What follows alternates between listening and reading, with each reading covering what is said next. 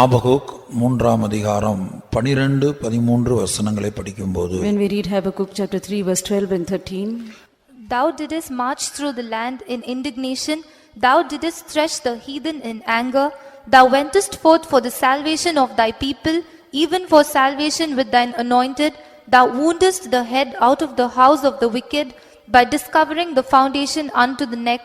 Selah. நீர் கோபத்தோடே பூமியில் நடந்தீர், நீர் கோபத்தோடே பூமியில் நடந்தீர், உக்கிரத்தோடே ஜாதிகளை போரடித்தீர். உமது ஜனத்தின் இரட்சிப்புக்காகவும் நீர் அபிஷேகம் பண்ணிவித்தவனின் இரட்சிப்புக்காகவுமே நீர் புறப்பட்டீர். உமது ஜனத்தின் இரட்சிப்புக்காகவும் நீர் அபிஷேகம் பண்ணிவித்தவனின் இரட்சிப்புக்காகவுமே நீர் புறப்பட்டீர். கழுத்தளவாக அஸ்திபாரத்தை திறப்பாக்கி துஷ்டனுடைய வீட்டில் இருந்த தலைவனை வெட்டினீர். சேலா. ஆபகுக் 3ஆம் அதிகாரம் 5ஆம் வசனம். Habakkuk chapter 3 verse 5. அவருக்கு முன்பாக கொள்ளை நோய் சென்றது, அவர் அடிகளிலிருந்து எரிவந்தமான காய்ச்சல் புறப்பட்டது. Before him went the pestilence, and burning coals went forth at his feet. கர்த்தருடைய பரிசுத்த நாமத்திற்கு மகிமை உண்டாகட்டும். Glory be to the holy name of the Lord. இந்த வேத வசனம் ஒரு தீர்க்க தரிசன வசனமாய் இருக்கிறது. This scripture verse is a prophetical verse. அவருக்கு முன்பாக கொள்ளை நோய் சென்றது. Before him went the pestilence. அவர் அடிகளிலிருந்து எரிபந்தமான காய்ச்சல் புறப்பட்டது. And burning coals went forth at his feet. இன்றைக்கு இந்த 2020ஆம் வருடத்திலே கொரோனா என்கிறதான ஒரு கொள்ளை நோயை நாம் சந்தித்தோம். We faced a pestilence called corona in this year 2020. இந்த கொள்ளை நோய் எப்படி வந்தது? How did this pestilence come?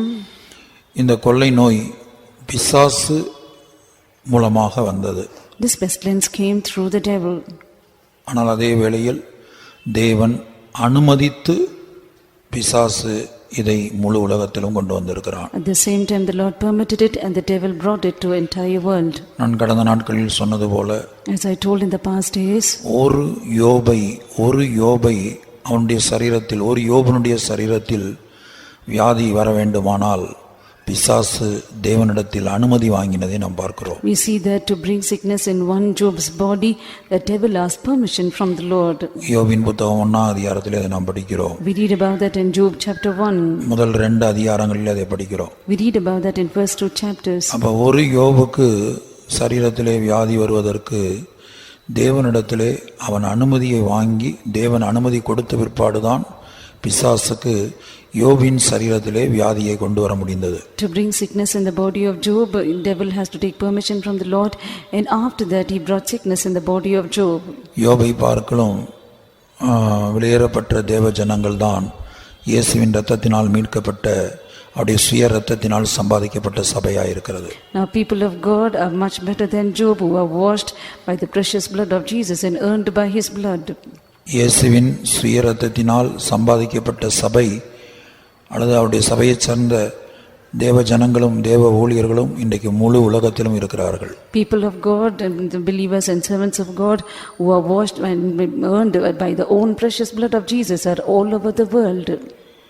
அப்ப இந்த கொள்ளை நோய் என்பது ஒரு அடையாளமாக காணப்படுகிறது. This pestilence is a sign. மத்தேயு 24ஆம் அதிகாரத்தில் இயேசு சொன்னபடி, As Jesus said in Matthew chapter 24, அவருடைய ரகசிய வருகைக்கு முன்பாக நடைபெற போகிறதான ஒரு அடையாளம் என்று இயேசு சொல்லியிருந்தார். Jesus has said that it is a sign that will take place before his secret coming. இன்றைக்கு நம்முடைய நாட்களிலேயே அந்த அடையாளம் நிறைவேறி இருக்கிறது. Today in our days that sign has been fulfilled. இது எதை காட்டுகிறது? What does this signify? இயேசு வெகு சீக்கிரத்தில் வெளிப்பட போகிறார். Jesus is going to appear very soon. எந்த நேரத்திலும் இயேசு வெளிப்படுவார். He can come at any moment. அவருடைய வருகை மிகவும் சமீபம். His coming is at hand. அதைத்தான் அவருக்கு முன்பாக கொள்ளை நோய் சென்றது. That is what it says, before him went the pestilence. அவர் அடிகளிலிருந்து எரிபந்தமான காய்ச்சல் புறப்பட்டது. Burning coals went forth at his feet. கர்த்தருடைய பரிசுத்த நாமத்துக்கு உண்டாகட்டும். Glory be to the holy name of the Lord. அந்த காய்ச்சல் தான் கொரோனாவாக இருக்கிறது. That fever or that burning coals is corona.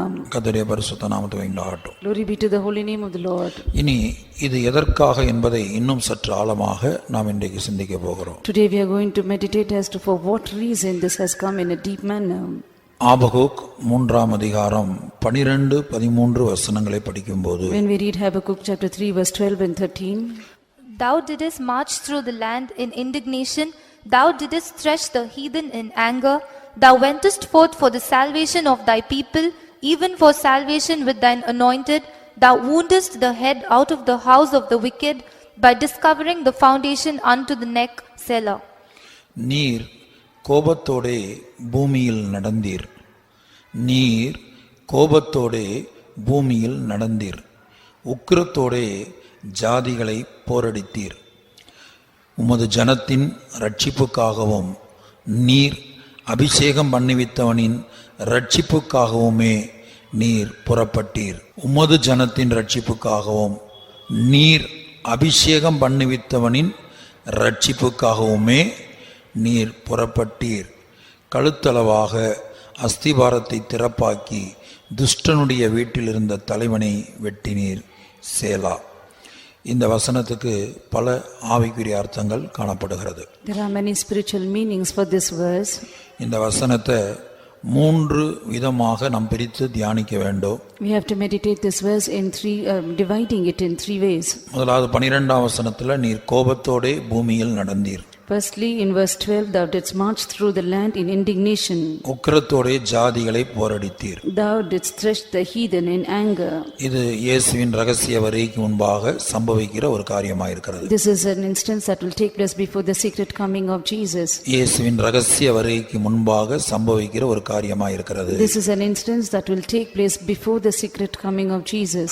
அதுதான் இன்றைக்கு இந்த நாட்களிலே இந்த கொள்ளை நோயின் மூலமாக, இந்த கொரோனாவின் மூலமாக தேவன் கோபத்தோடே பூமியிலே நடந்து கொண்டிருக்கிறார். With this pestilence corona, the Lord has walked or marched into the land with anger. உக்கிரத்தோடே ஜாதிகளை போரடித்துக் கொண்டிருக்கிறார். He has been threshing the heathen in anger. அப்ப அவருடைய கோபம் கொள்ளை நோயோடு நிற்காது. Now this anger of the Lord will not stop with the pestilence. இன்னும் பல காரியங்கள் சம்பவிக்கும் என்று இயேசு சொல்லியிருக்கிறார். Jesus had said that many other things will take place. இந்த கொள்ளை நோய் வேதனைகளுக்கு ஆரம்பம் என்று இயேசு சொன்னார். Jesus has said that this pestilence is the beginning of sorrows. மத்தேயு 24ஆம் அதிகாரத்திலே In Matthew chapter 24, வேதனைகளுக்கு இது ஆரம்பம். the beginning of sorrows. 8ஆம் வசனம். Verse 8. All these are the beginning of sorrows. 6ஆம் வசனத்தை வாசிக்கும்போது When we read in verse 6, And ye shall hear of wars and rumors of wars.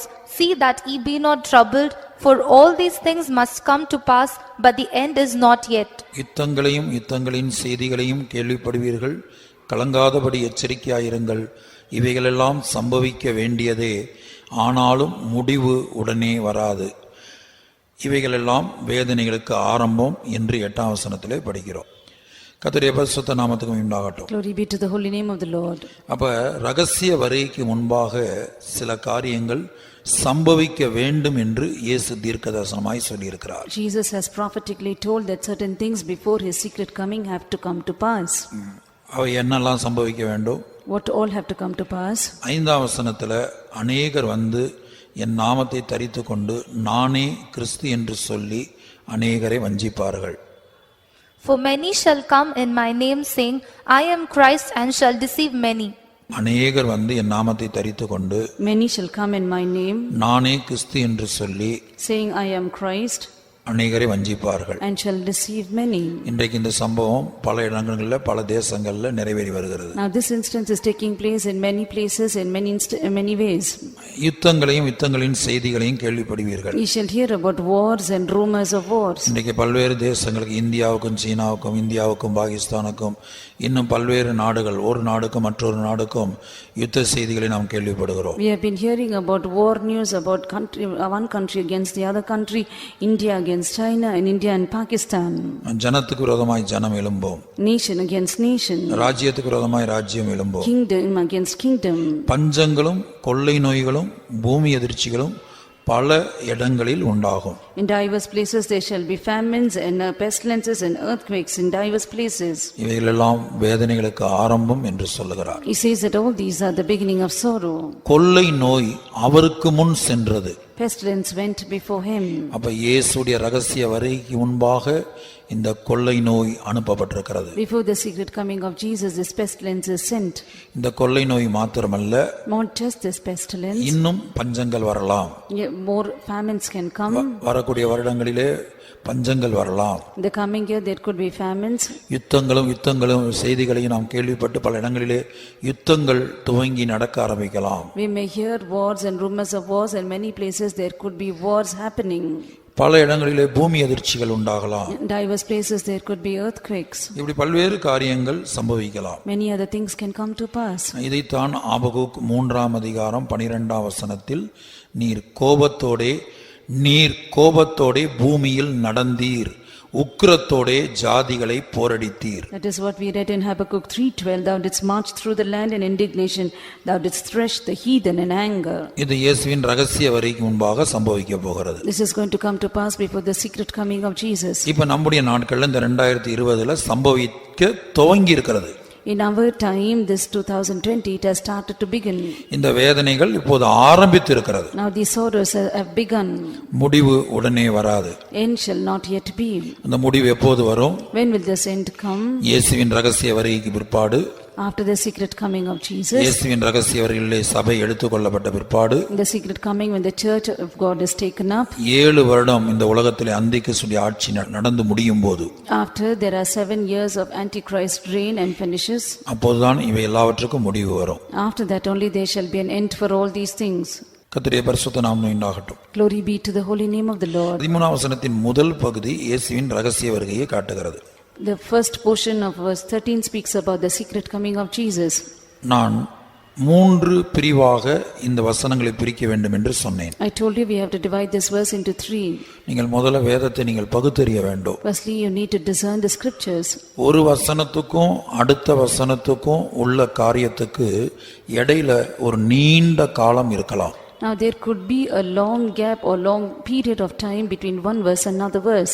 இதை நாம் முதலாவது தேவனுடைய பிள்ளைகள் விளங்கி இருக்க வேண்டும். Children of God firstly have to understand this. உதாரணமாக வேதத்தின் முதல் அதிகாரத்தை, ஆதியாகமத்தின் முதல் அதிகாரத்தை வாசிக்கும்போது, If you read the first chapter of the scriptures, முதல் வசனம் என்ன சொல்லுகிறது? what does the first verse say? ஆதியிலே தேவன் வானத்தையும் பூமியும் சிருஷ்டித்தார். In the beginning the Lord created heaven and earth. In the beginning, God created the heaven and the earth. ஆனால் 2ஆம் வசனத்தை பார்த்தால், பூமியானது ஒழுங்கின்மையும் வெறுமையுமாய் இருந்தது, ஆழத்தின் மேல் இருள் இருந்தது, தேவ ஆவியானவர் ஜலத்தின் மேல் அசைவாடிக் கொண்டிருந்தார்.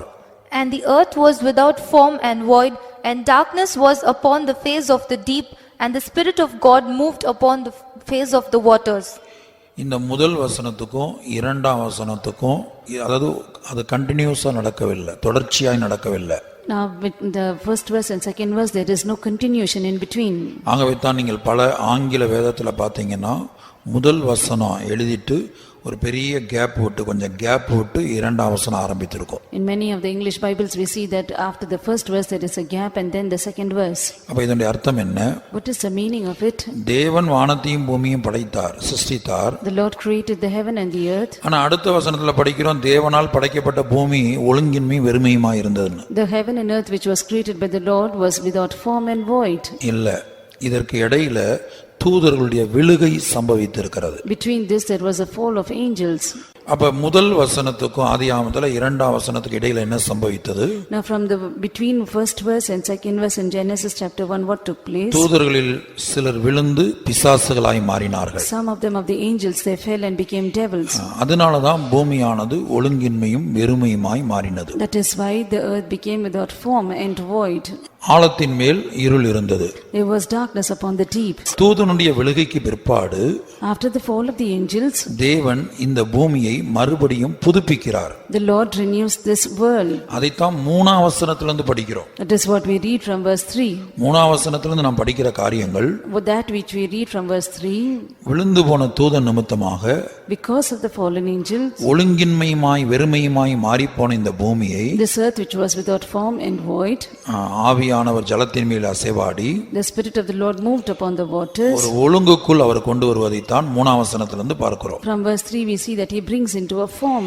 அதுபோல வேதத்தில் பல இடங்களில் நாம் படிக்கும்போது When we did in different places in the scriptures, விசேஷமா இன்றைய தினத்தில் நாம் தியானிக்கிற சம்பவங்கள் எல்லாம் especially whatever we are meditating the present incidences, முதலாம் வசனத்துக்கும் அடுத்த வசனத்துக்கும் இடையில ஒரு காலம் இருக்கிறது. from the first verse and the second verse there is a period.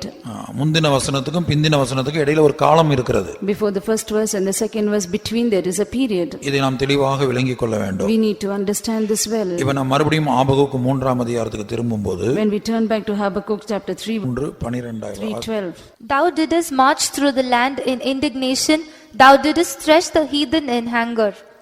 கர்த்தருடைய பரிசுத்த நாமம் உண்டாகட்டும். Glory be to the holy name of the Lord. அப்ப இந்த அவர் கோபத்தோடு நடந்தார் என்பது அவருடைய ரகசிய வருகைக்கு முன்பாக சம்பவிக்கிற சம்பவமாக இருக்கிறது. He marched with indignation means that it's taking place before his secret coming. ஆனால் 13ஆம் வசனத்தின் ஆரம்பம் But the beginning of the 13th verse அவருடைய ரகசிய வருகையை காட்டுகிறது. speaks about his secret coming. 13ஆம் வசனத்தின் ஆரம்பத்தில் என்று சொன்னால் உம்மது ஜனத்தின் ரட்சிப்புக்காகவும் நீர் அபிஷேகம் பண்ணுவித்தவனின் ரட்சிப்புக்காகவுமே நீர் புறப்பட்டீர். Thou wentest forth for the salvation of thy people, even for the salvation with thine anointed. Thou wentest forth for the salvation of thy people, even for the salvation with thine anointed. கர்த்தருடைய பரிசுத்த நாமத்துக்கு உண்டாகட்டும். Glory be to the holy name of the Lord. அப்ப இந்த இடத்துல சொல்லப்பட்ட உமது ஜனத்தின் ரட்சிப்பு என்பது கடைசி ரட்சிப்பை காட்டுகிறது. The salvation of thy people speaks about the final salvation. 1 பேதுரு 1:5 1 Peter 1:5 அங்க கடைசி ரட்சிப்பை குறித்து எழுதப்பட்டிருக்கிறது. It is written about the final salvation. அந்த கடைசி ரட்சிப்பு என்றால் என்ன? What is that final salvation? இயேசு தம்முடைய ரகசிய வருகையிலே வந்து தன்னுடைய மணவாட்டி சபையை சேர்த்துக் கொள்வது. Jesus comes in a secret coming and gathers his bride. அதுதான் கடைசி காலத்திலே வெளிப்பட போகிற ரட்சிப்பு. That is the salvation that will be revealed in the last time. 1 பேதுரு 1:5 1 Peter 1:5 Who are kept by the power of God through faith unto salvation, ready to be revealed in the last time.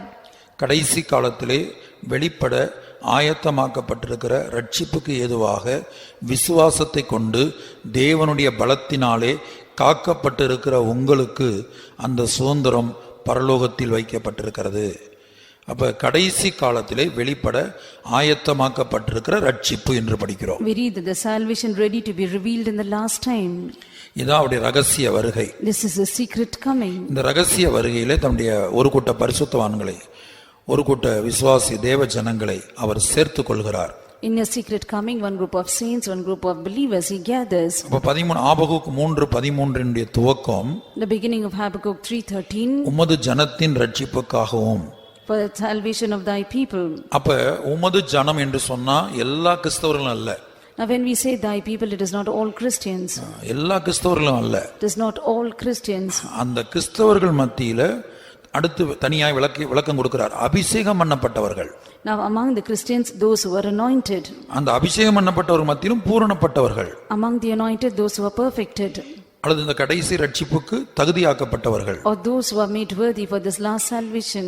உமது ஜனத்தின் ரட்சிப்புக்காகவும் நீர் அபிஷேகம் பண்ணுவித்தவனின் ரட்சிப்புக்காகவுமே நீர் புறப்பட்டீர் என்பது இயேசுவின் ரகசிய வருகையில அவர் தம்முடைய மணவாட்டியை சேர்க்க வருகிறதை காட்டுகிறது. Thou wentest forth for the salvation of thy people, even for the salvation with an anointed. It speaks about Jesus gathering his bride in the secret coming. அப்ப 12ஆம் வசனம் Verse 12 ரகசிய வருகைக்கு முன்பாக நடக்கிற சம்பவத்தை காட்டுகிறது. It speaks about the things that will take place before his secret coming. அதுதான் இந்த நாட்களிலே சம்பவித்துக் கொண்டிருக்கிறது. That is what is happening in these days. இந்த 2020 கொரோனா என்கிற கொள்ளை நோய் நிமித்தமாக முழு உலகத்திலும் பல பாதிப்புகள். There are many effects that has taken place in the entire world the year 2020 because of this pestilence corona.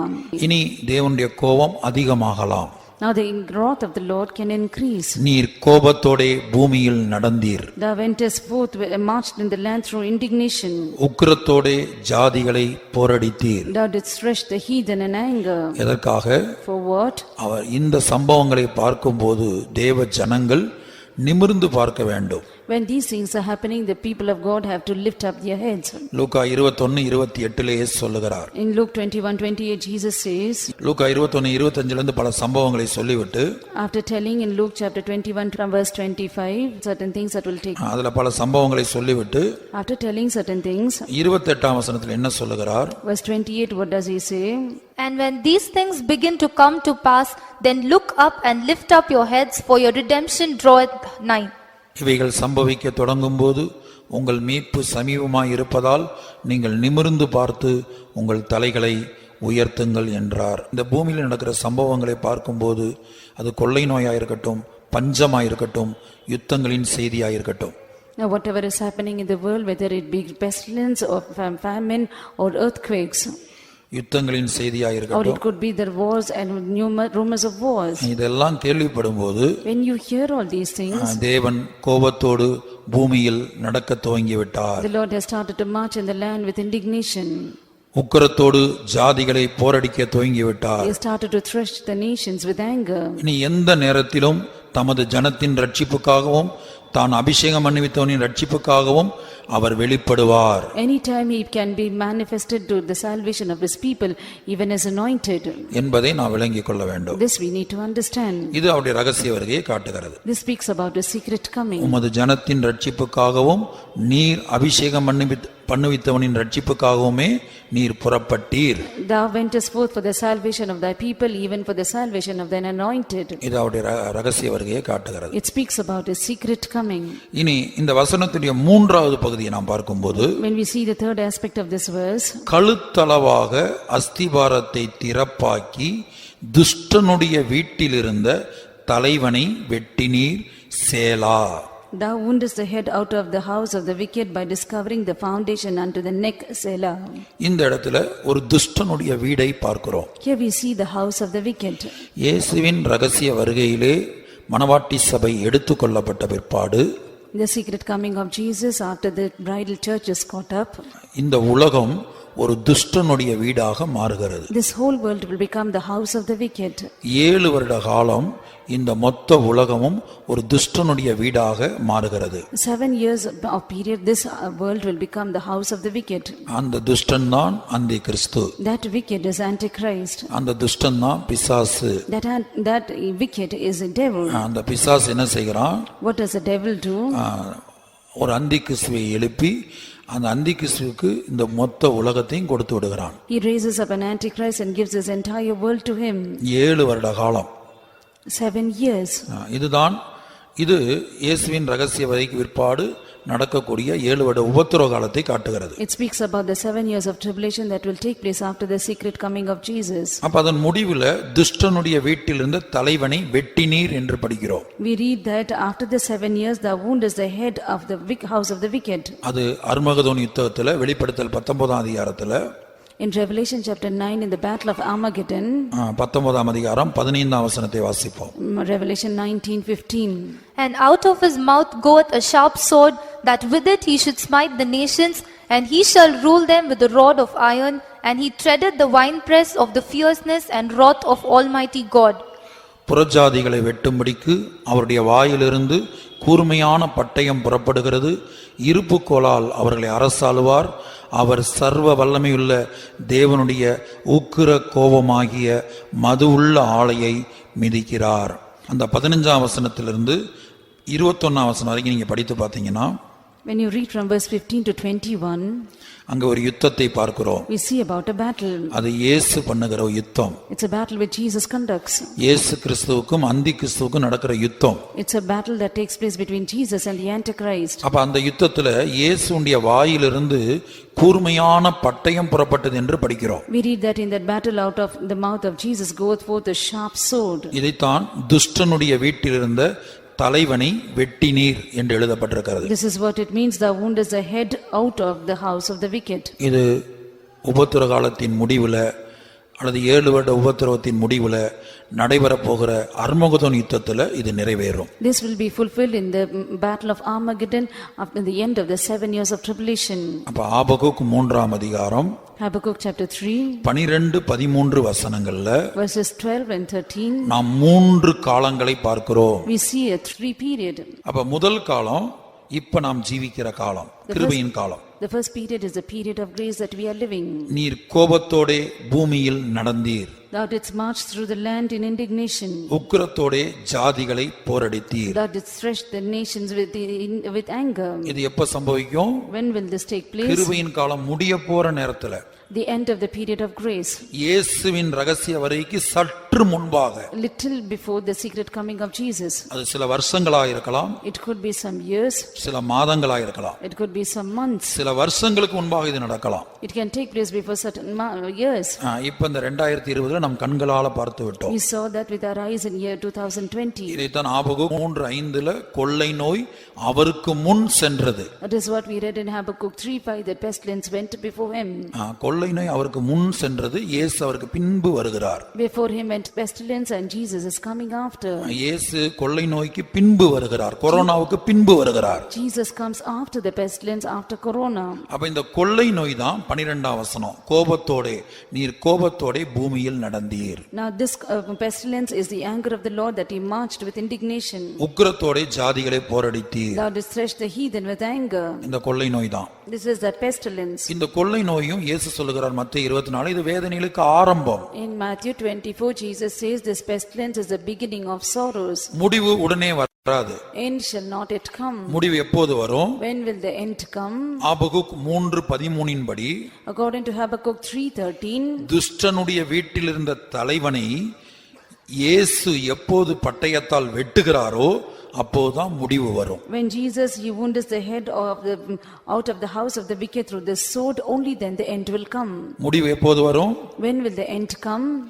துஷ்டனுடைய வீட்டில் இருந்த தலைவனை, அதாவது அந்தி கிறிஸ்துவை எப்போது ஆண்டவர் பட்டயத்தினால் வெட்டுகிறாரோ அப்போது இதற்கு முடிவு வரும். When the Lord wounds the head out of the house of the wicked through his sword, that is the Antichrist, only then the end will come. அது வரைக்கும் கொள்ளை நோய் வரும். Till then there will be pestilence. அடுத்து பஞ்சங்கள் வரும். Nextly famines. அடுத்து பூமி எதிர்ச்சிகள் உண்டாகும். Nextly there could be earthquakes. அடுத்து யுத்தங்களின் செய்திகளையும் கேள்விப்படுவோம். We will hear about wars and rumors of wars. இனி இயேசுவின் ரகசிய வருகையிலே சபை எடுத்துக்கொள்ளப்பட்ட உடனேயே 3ஆம் உலக மகா யுத்தம் நடைபெறும். Now immediately after the secret coming of Jesus, third world war will commence. கர்த்தருடைய பரிசுத்த நாமத்துக்கு உண்டாகட்டும். Glory be to the holy name of the Lord. மறுபடியும் நாம் இங்கே திரும்பவும் இந்த 3 பிரிவாக நாம் பார்க்கிறோம். Therefore we read these verses in 3 divisions. 12ஆம் வசனம் Verse 12. இன்றைக்கு நம்முடைய நாட்களிலே சம்பவிக்க தொடங்கி விட்டது. It has started to begin in our days. கொள்ளை நோய்கள் முழு உலகத்தில் வந்து அநேகர் மரித்து கொண்டிருக்கிறார்கள். Now this pestilence came to the entire world and many died. அவர்கள் எப்படி மரிப்பார்கள்?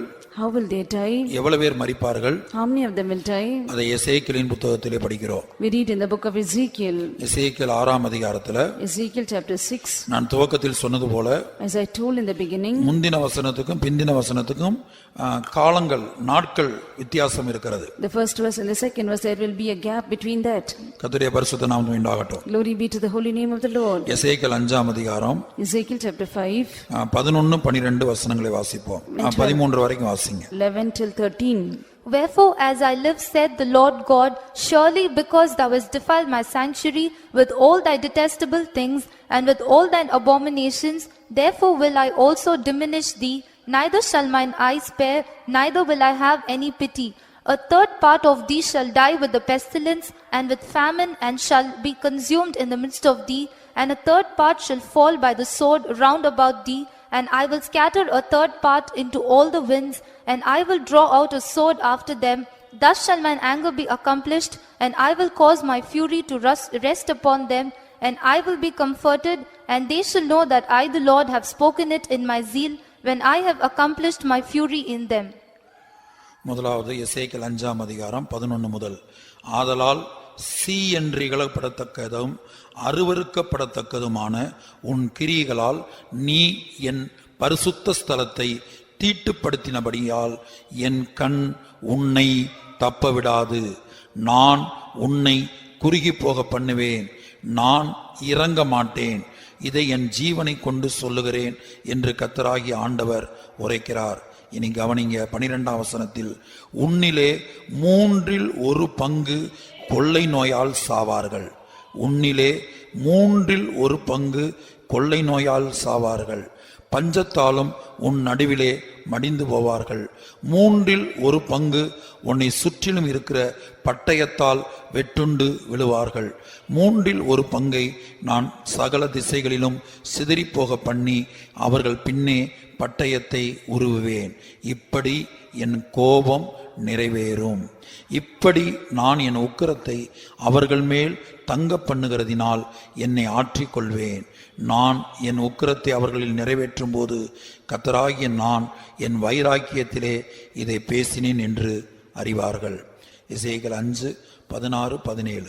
When I shall send upon them the evil arrows of famine, which shall be for their destruction, and which I will send to destroy you, and I will increase the famine upon you, and will break your staff of bread.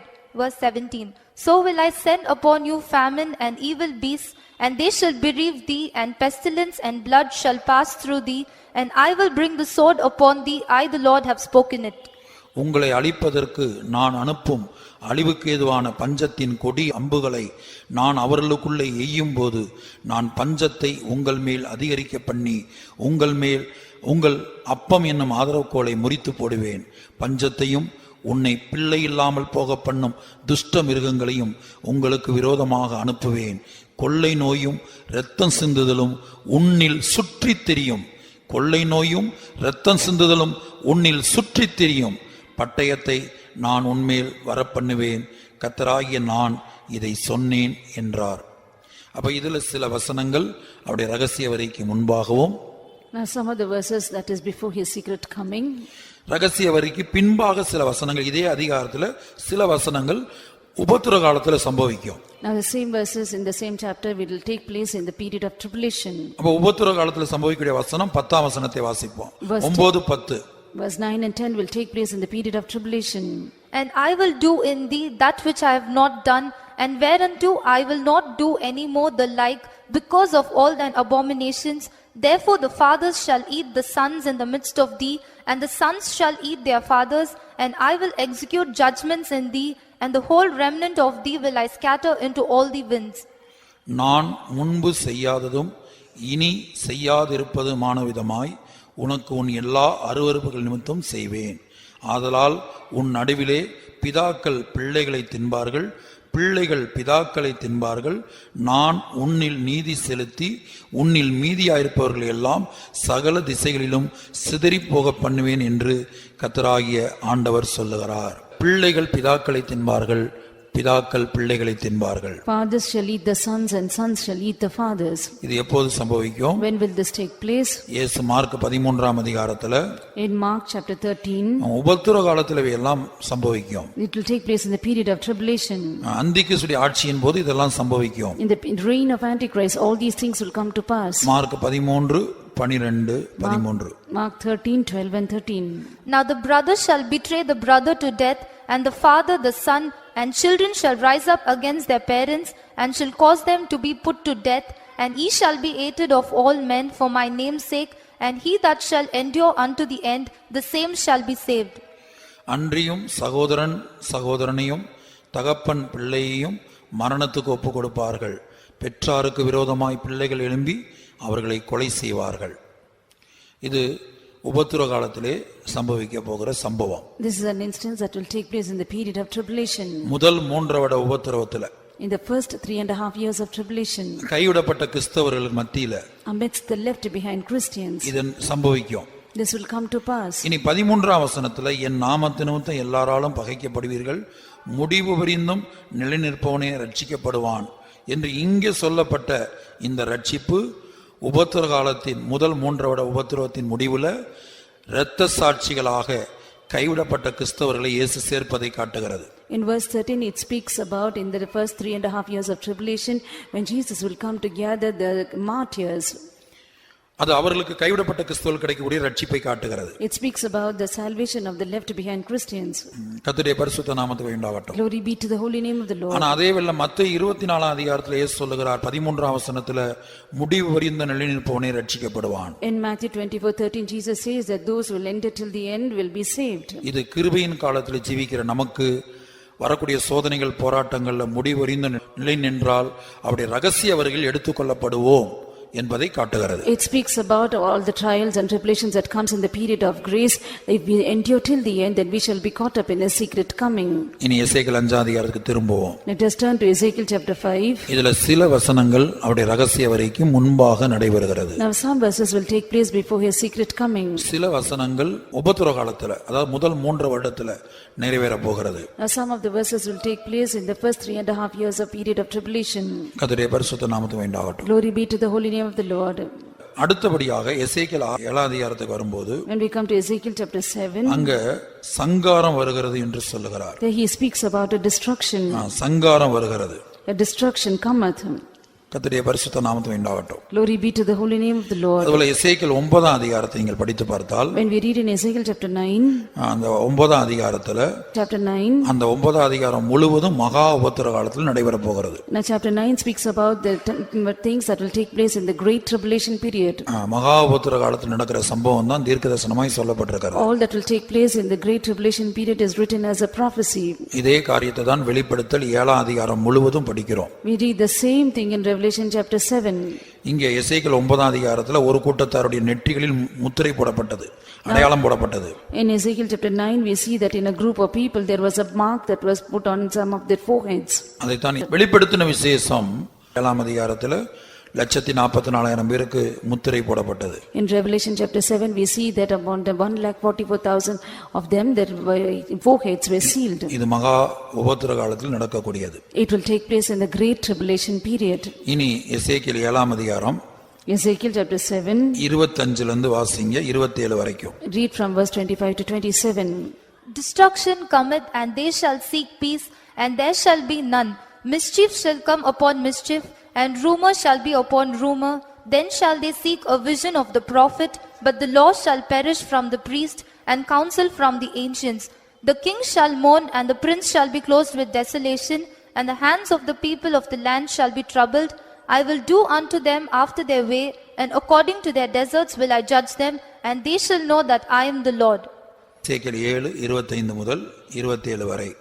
சங்காரம் வருகிறது, அப்பொழுது சமாதானத்தை தேடுவார்கள், ஆனாலும் அது கிடையாது. விக்கினத்தின் மேல் விக்கினம் வரும், துர்ச்செய்தியின் மேல் துர்ச்செய்தி பிறக்கும். அப்பொழுது தீர்க்கதரிசியினிடத்திலே தரிசனத்தை தேடுவார்கள், ஆனாலும் ஆசாரியனிடத்திலே வேதமும் மூப்பரிடத்திலே ஆலோசனையும் இராமல் ஒளிந்து போகும். ராஜா துக்கித்து கொண்டிருப்பான், பிரபுவை திகில் மூடிக்கொண்டிருக்கும். தேசத்து ஜனங்களின் கைகள் தளர்ந்து போகும். நான் அவர்கள் வழிகளின்படியே அவர்களுக்கு செய்து அவர்கள் நியாயங்களின்படியே அவர்களை நியாயம் தீர்ப்பேன். அப்பொழுது நான் கர்த்தர் என்று அறிந்து கொள்வார்கள். இது ரகசிய வரைக்கு முன்பாக இந்த 3 வசனங்கள் உள்ள சம்பவங்கள் சம்பவிக்கும். These 3 verses will take place before the secret coming. எசேக்கியேல் 7:19 இயேசுவின் ரகசிய வரைக்கு பிற்பாடு உபத்திரவ காலத்திலே நடக்கும். Now Ezekiel 7:19, after the secret coming of Jesus in the period of tribulation, it will take place. கர்த்தருடைய பரிசுத்த நாமத்துக்கு வேண்டாகட்டும். Glory be to the holy name of the Lord. ஆனா எசேக்கியேல் 7 அதிகாரம் 25 இருந்து 27 வரை வாசிக்கும்போது, When we read Ezekiel 7:25 to 27, சங்காரம் வருகிறது, destruction cometh. அப்பொழுது சமாதானத்தை தேடுவார்கள், They will seek for peace, ஆனால் அது கிடையாது. they shall not find. விக்கினத்தின் மேல் விக்கினம் வரும்னா அதோட அர்த்தம் என்ன? What is the meaning which says mischief shall come upon mischief? முதல் காரியம் கொரோனா என்கிற கொள்ளை நோய், அது ஒரு விக்கினம். First when we say mischief, it is corona. இந்த கொரோனா என்கிற கொள்ளை நோய், That corona which is the mischief. இந்த வருடத்திலே நம்ம பலரும் பார்த்தோம். We saw that is here. கர்த்தருடைய பரிசுத்த நாமம் உண்டாகட்டும். Glory be to the holy name of the Lord. அடுத்தது என்ன செய்யுது? Nextly, what does it do? இரண்டாவது மரணம், அது ஒரு விக்கினம். Secondly, death is a mischief. மூன்றாவதாக பஞ்சங்களை குறித்து கேள்விப்படலாம். Thirdly, we can hear about famines. அது ஒரு விக்கினம். It's a mischief. அடுத்து யுத்தங்களின் செய்திகளை குறித்து கேள்விப்படலாம். We can hear about wars and rumors of wars. அது ஒரு விக்கினம். That is a mischief. இப்படி ஒரு செய்தி போய் இன்னொரு செய்தியை கேள்விப்பட்டு கொண்டே இருக்கலாம். From one news to the other we can keep hearing. அதைத்தான் துர்ச்செய்தியின் மேல் துர்ச்செய்தி பிறக்கும். That is what it says, rumors shall come upon rumor. அப்ப பூமியில பரிசுத்தவான்கள் இருக்கிறாங்க. Now the saints are there in the earth. இதெல்லாம் ஏன் சம்பவிக்குதுன்னு அவங்ககிட்ட போய் கேட்டா, If you go and ask them why these are taking place, அவங்களுக்கு சொல்ல தெரியாது. They will not know how to tell. சில வேளை அதுக்கு என்ன காரணங்கிறது அவங்களுக்கு தெரியாது. They won't know what is the reason for it. அதுதான் அதோட அர்த்தம். அவங்களே குழம்புன நிலையில இருப்பாங்க. They themselves will be in a confused state. இல்லன்னா இதற்கு விடுதலை தாங்கன்னு ஜெபிச்சிட்டு இருப்பாங்க. They will be praying, asking for a deliverance. கர்த்தருடைய பரிசுத்த நாமத்துக்கு உண்டாகட்டும். Glory be to the holy name of the Lord. அப்ப இங்க நாம் பார்க்கும்போது when we see here, தீர்க்கதரிசனத்திலே தரிசனத்தை தேடுவார்கள். They shall seek vision from the prophet. ஆனாலும் ஆசாரியனிடத்தில் வேதமும், But law from the priest, மூப்பரிடத்தில் ஆலோசனையும், counsel from the ancients, இராமல் ஒளிந்து போகும். it will perish. கர்த்தருடைய பரிசுத்த நாமத்துக்கு உண்டாகட்டும். Glory be to the holy name of the Lord. அதான் சரியான இது ஏன் சம்பவிக்கின்ற சரியான ஒரு பதில். இந்த நேரத்தில் என்ன செய்யணும்? Now why does it take place and what to do, the answer for it? எதற்காக ஜெபிக்கணும்? For what we have to pray? எப்படி ஜெபிக்கணும்? How to pray? அப்படி ஊழியர்களுக்கு கூட தெரியாத ஒரு சூழ்நிலையை நான் கொண்டு வருவேன். இது கர்த்தர் தீர்க்கதரிசனமா சொல்றாரு. The Lord prophesies that such a state that he will bring that they will not be able to answer. அதனால தான் கொள்ளை நோய் போணும்னு ஜெபித்து கொண்டிருக்கிறோம். That is why we are praying that pestilence should be removed. கொள்ளை நோய் போணும்னா இதெல்லாம் சம்பவிக்க வேண்டியதே என்று இயேசு சொல்லியிருக்கிறார். Now Jesus has said that all these things have to come to pass. அவருடைய ரகசிய வரிக்கு முன்பாக இது நடந்தே தீரணும். Before his secret coming, these things have to take place. மத்தேயு 24ல இயேசு திட்டவட்டமாய் சொல்லிட்டாரு. In Matthew 24, Jesus has told very specifically. இது வேதனைகளுக்கு ஆரம்பம்னு சொல்லிட்டாரு. He says that these are beginning of sorrows. அதான் கொள்ளை நோய் வேதனை.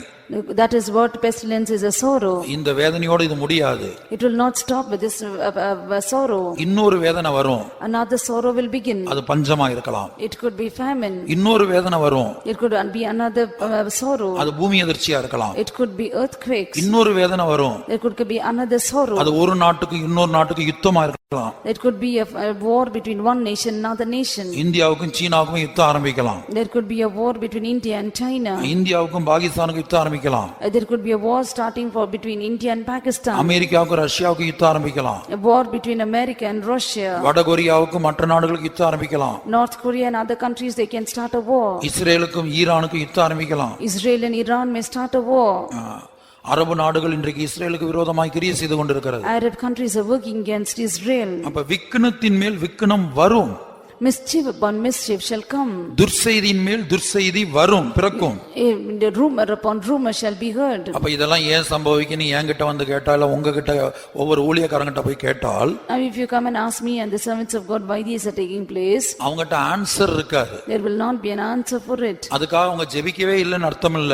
It does not mean that they have not prayed for it. அவங்களுக்கும் தேவனுக்கும் தொடர்பே இல்லைன்னு அர்த்தம் இல்ல. Does not mean that there is no intimacy between them and God. அவங்க எவ்வளவு ஜெபிச்சாலும், no matter how much they pray, இதெல்லாம் ஏன் சம்பவிக்குன்னு ஒரு தெளிவான விளக்கம் கிடைக்காது. there will not be a proper explanation as to why these things are taking place. அப்படி விளக்கம் கிடைக்காது என்று தீர்க்கதரிசனமா சொல்லி இருக்கிறார். He has told as a prophecy that there will not be an answer for it. அப்பொழுது தீர்க்கதரிசியினிடத்திலே தரிசனத்தை தேடுவார்கள்.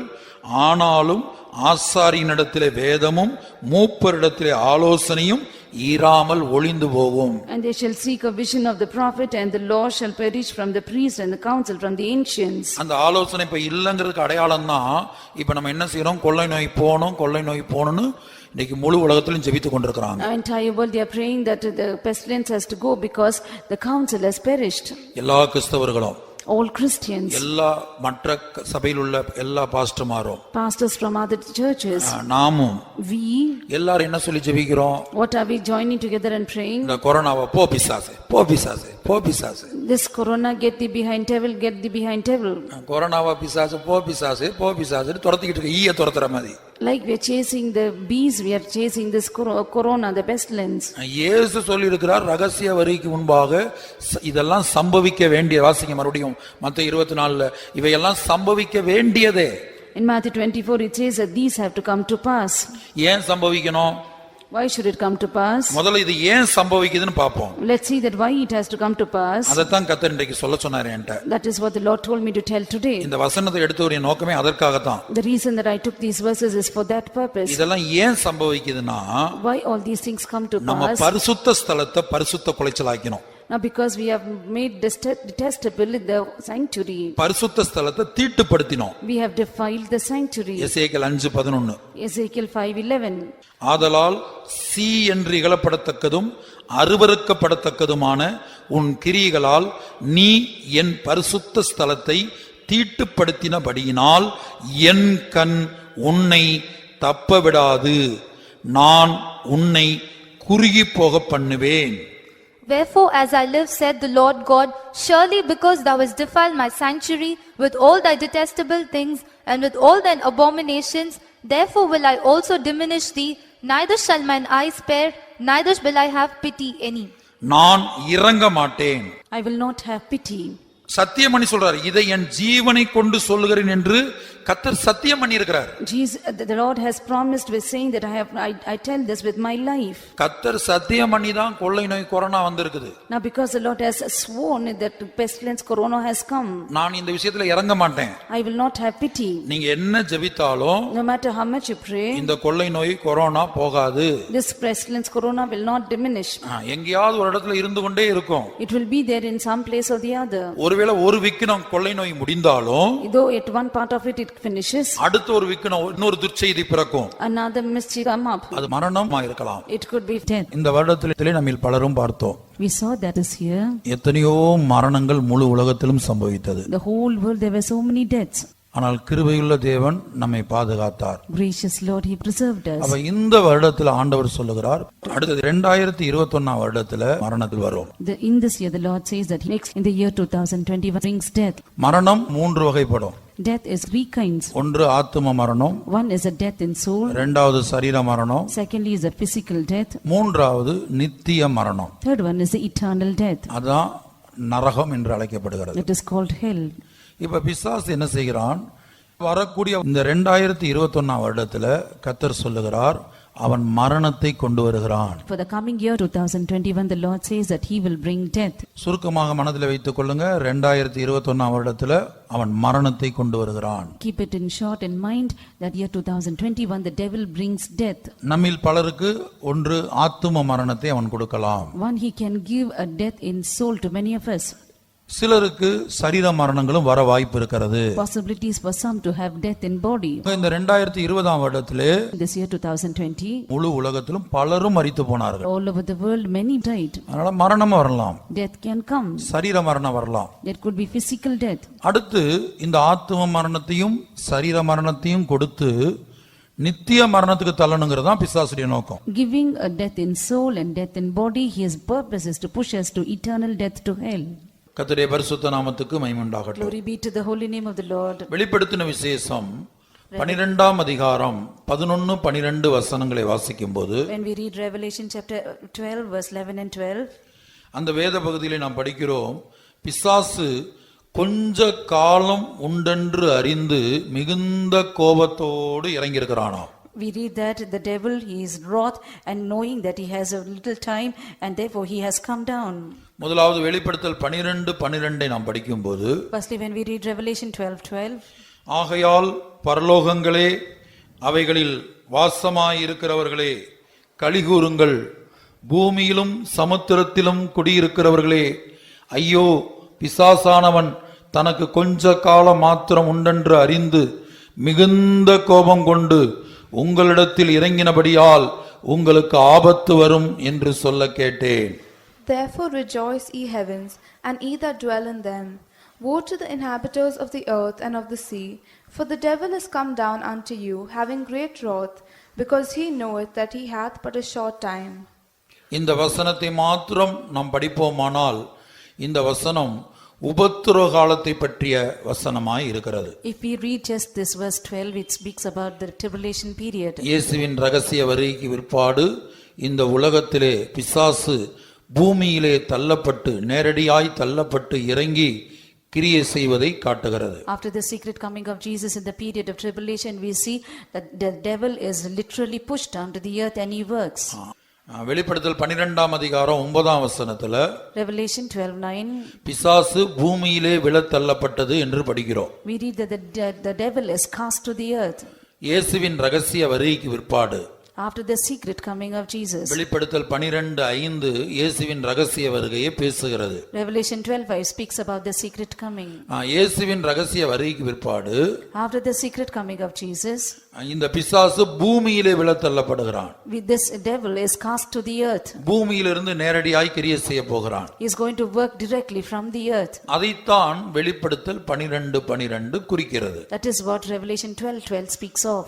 ஆனால் மறுபக்கத்துல But in the other side, இயேசுவின் ரகசிய வருகைக்கு சற்று முன்பாக, before a little while before the secret coming of Jesus, அவருடைய ரகசிய வருகை சமீபம் என்பதை அறிந்து, knowing that his secret coming is nigh, கிருபையின் காலத்தில் ஜீவிக்கிறதான நம்மை, தேவ ஜனங்களையும் தேவ ஊழியர்களையும், we were living in the period of grace, the people of God and the servants of God, அவர்களுக்கு மரணத்தை கொண்டு வரும்படியாக to bring death to them, பிசாசு கிரியை செய்கிறான். the devil is working. அதைத்தான் வெளிப்படுத்தல் 12:11 That is what in Revelation 12:11 கிருபையின் காலத்தில் ஜீவிக்கிறவர்களை காட்டுகிறது. it speaks about those who are living in the period of அதாவது grace. இயேசுவின் ரகசிய வருகையில் எடுத்துக் கொள்ளப்படுகிறவர்களை பற்றி தான் வெளிப்படுத்தல் 12:11 சொல்லுகிறது. Revelation 12:11 speaks about those who are caught up in the secret coming.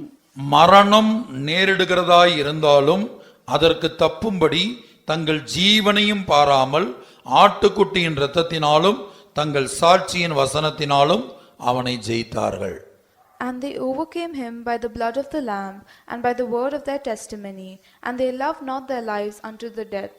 அப்ப இங்க கிருபையின் காலத்தின் முடிவுக்கு வரும்போது, Here we see at the end of the period of grace, தேவ ஜனங்களுக்கு விரோதமாக, against the people of God, தேவ ஊழியர்களுக்கு விரோதமாக against the servants of God, இங்கே இவன் மரணத்தை கொண்டு வருகிறான். here he brings death.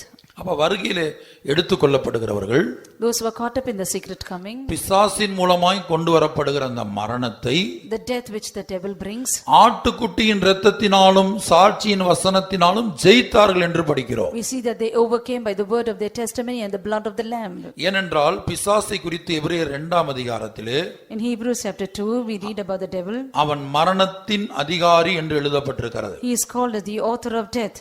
எபிரேயர் 2 அதிகாரம் 14 வசனத்துல, Hebrews 2:14, ஆதலால் பிள்ளைகள் மாம்சத்தையும் இரத்தத்தையும் உடையவர்களாய் இருக்க அவரும் அவர்களைப் போல மாம்சத்தையும் இரத்தத்தையும் உடையவரானார். மரணத்துக்கு அதிகாரியாகிய பிசாசானவனை தமது மரணத்தினாலே அழிக்கும்படிக்கும்.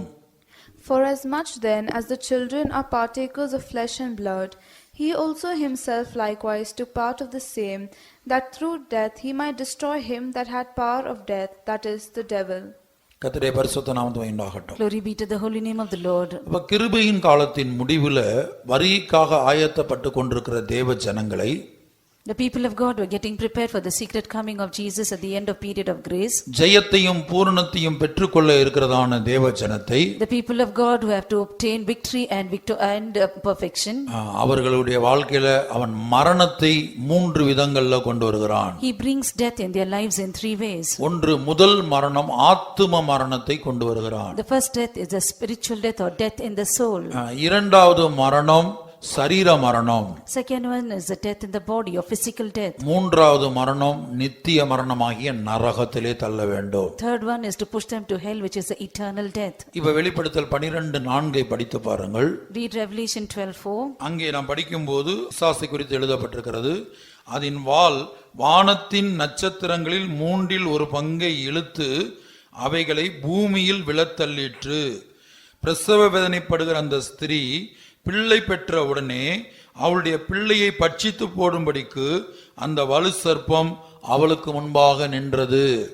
And his tail drew the third part of the stars of heaven, and did cast them to the earth. And the dragon stood before the woman which was ready to be delivered, for to devour her child as soon as it was born. கர்த்தருடைய பரிசுத்த நாமத்துக்கு உண்டாகட்டும். Glory be to the holy name of the Lord. அப்ப இந்த 4ஆம் வசனத்துல இந்த சொல்லப்பட்ட வலு சர்ப்பம் என்பது நீங்க 9ஆம் வசனத்துல படிச்சீங்கன்னா அதுதான் பிசாசு என்று எழுதப்பட்டிருக்கிறது. இந்த வலு சர்ப்பம் தான் பிசாசு. In verse 4 that we read about the dragon, in verse 9 we speak it is the devil. அப்ப இந்த பிசாசுடைய நோக்கம் என்ன? What is the purpose of the devil? இந்த வருகையில ஜனங்கள் எடுத்துக்கொள்ளப்படுகிற அந்த நேரத்துல The time when the people are caught up in the secret coming, அவன் ஒரு ஆத்தும மரணத்தை எப்படி கொண்டு வருகிறான்? how does he bring death in the soul? அதுதான் இங்கே 4ஆம் வசனத்துல படிக்கிறோம். வானத்தின் நட்சத்திரங்களில் 1/3 பூமியில் விழத்தள்ளிற்று. That is what we did in verse 4, that his tail drew the third part of the earth of the stars of heaven and did cast them to the earth. முதலாவது இந்த நட்சத்திரங்கள் என்பது தேவனுடைய ஊழியர்களை காட்டுகிறது. Firstly, the star speaks about the servants of God. வெளிப்படுத்தல் 1ஆம் அதிகாரத்துல In Revelation 1, 20ஆம் வசனத்துல verse 20, அந்த 7 நட்சத்திரங்களும் 7 சபைகளின் தூதர்களாம் என்று படிக்கிறோம். we read the 7 stars are the angels of the 7 churches. தேவ ஊழியர்கள் நட்சத்திரங்களுக்கு ஒப்பாக சொல்லப்பட்டிருக்கிறார்கள். The servants of God are compared to the stars. மறுபக்கத்துல தேவ ஜனங்களும் கூட நட்சத்திரத்துக்கு ஒப்பாக சொல்லப்பட்டிருக்கிறார்கள். The other side, even the people of God are told as stars. அதை தானியேலின் புத்தகத்திலே நாம் படிக்கிறோம். We read about it in the book of Daniel. அப்ப ஒரே வார்த்தையில் சொல்ல வேண்டுமானால், If we have to tell in one word, ரகசிய வருகையிலே எடுத்துக்கொள்ளப்பட காத்திருக்கிறதான அந்த ஊழியர்களையும் விசுவாசிகளையும் 1/3 இந்த வலுசற்பம் என்ன செய்து பூமியிலே விழத்தள்ளிற்று. now those who are waiting for the secret coming of Jesus Christ, the people of God and the servants of God, one of the third part was pushed to the earth by the devil with his tail. அதோட அர்த்தம் பூமிக்குரிய சிந்தை உடையவர்களாக. The meaning of it is to be made them as mindful of earth. அவருடைய ரகசிய வருகையின் போது When we say a secret coming, பூமிக்குரிய சிந்தை உடையவர்களாய் மாற்றி விடுகிறது. it makes them as earthly minded. இதைத்தான் இயேசு லூக்கா 21:34 சொல்லுகிறார். The same thing Jesus says in Luke 21:34. இயேசுவின் ரகசிய வருகையின் போது, அந்த நாளின் போது நீங்கள் லௌகீக கவலைகளால் அல்லது பூமிக்குரிய காரியங்களால் கவலைப்பட்டு பாரம் அடையாதபடிக்கு எச்சரிக்கையாயிருங்கள். That's what Jesus says, take heed to yourself lest your hearts be overcharged with surfeiting and drunkenness. Luca 21:34. Luke 21:34. உங்கள் இருதயங்கள் பெருந்திண்டியினாலும் வெறியினாலும் லௌகீக கவலைகளினாலும் பாரம் அடையாதபடிக்கும் நீங்கள் நினையாத நேரத்தில் அந்த நாள் உங்கள் மேல் வராதபடிக்கும் எச்சரிக்கையாயிருங்கள். And take heed to yourselves, lest at any time your hearts be overcharged with surfeiting and drunkenness, and cares of this life, and so that day come upon you unawares. அப்ப பிசாசு எப்படி மரணத்தை கொண்டு வருகிறான்? How does the devil bring death? தனக்கு கொஞ்ச காலம் உண்டென்று அறிந்து, knowing that he has a short while, கிருபையின் காலத்தில் ஜீவிக்கிற ஜனங்களை, the people of God were living in the period of grace, ஜெயத்தை நோக்கி கடந்து போய் கொண்டிருக்கிற ஜனங்களை, people were going towards victory, பூரணத்தை அடைய இருக்கிற ஜனங்களை, people who have to attain perfection, எதிர்பாராத நேரத்தில் in an unexpected time, மரணத்தை கொண்டு வருகிறான். ஆத்தும மரணத்தை கொண்டு வருகிறான். he brings death in their soul, பூமியிலே விழத்தள்ளி பூமிக்குரிய சிந்தையுடையவர்களாய் மாற்றி விடுகிறான். casts them to the earth and makes them earthly minded. உலக பிரகாரமான காரியங்களை குறித்து கவலைப்பட்டு கலங்க வைக்கிறான். Be careful about the things of the world and makes them troubled. அப்போது என்ன சம்பவிக்கிறது? What takes place at then? வருகையிலே கைவிடப்பட வேண்டிய சூழ்நிலை உண்டாகலாம். A situation to be left behind in the secret coming can take place. ஆத்தும மரணம் முதலாவது கொண்டு வருகிறான். He brings spiritual death or death in the soul first. இரண்டாவது சரீர மரணத்தை கொண்டு வருகிறான். Secondly, he brings death in the body or physical death. மூன்றாவது நித்திய மரணமாகிய நரகத்திலே தள்ள வேண்டும். Thirdly, to cast them to hell, the eternal death. இதான் மெயின் பர்பஸ். என்னன்னா நரகத்திலே தள்ளணும். His main purpose is to cast into hell. அவனுடைய வாசஸ்தலம் நரகம், நித்திய நரகம். His dwelling place is eternal hell. அந்த இடத்துல எப்படியாயிலும் கொண்டு போய் என்னையும் உங்களையும் சேர்க்கணும். Somehow to take you and me and put us in that place. அதுதான் அவனுடைய நோக்கம். That is his purpose. ஆனால் தேவ ஜனங்கள் என்ன செய்கிறார்கள்? What do the people of God do? ஆட்டுக்குட்டியின் இரத்தத்தினாலும் சாட்சியின் வசனத்தினாலும் அவனை ஜெயித்தார்கள். They overcame him by the blood of the lamb and the word of his testimony. அதற்காக தான் இந்த பிள்ளைகளை நல்ல இயேசுவின் இரத்தத்தை அறிக்கையிட வைத்து பல பயிற்சிக்க வேண்டும். Therefore you have to practice the children to confess the blood of Jesus well. நீங்கள் வீடுகளிலேயும் இதை பயிற்சிக்க வேண்டும். You have to practice it even in your houses.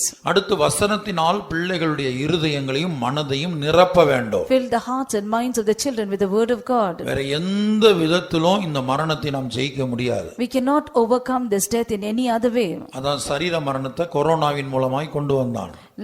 He brought physical death through corona. பல்வேறு விதங்கள்ல இந்த மரணத்தை அவன் கொண்டு வருகிறான். He wants to bring death through various other ways.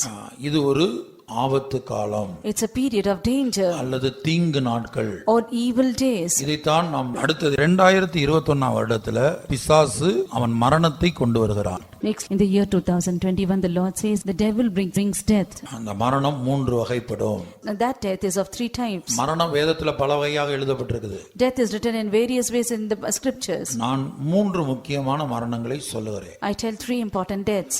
ஒன்று ஆத்தும மரணம். The death in the soul. அது பாவம் செய்கிற ஆத்துமா சாகும் என்று படிக்கிறோம். We read the soul that sinneth shall die.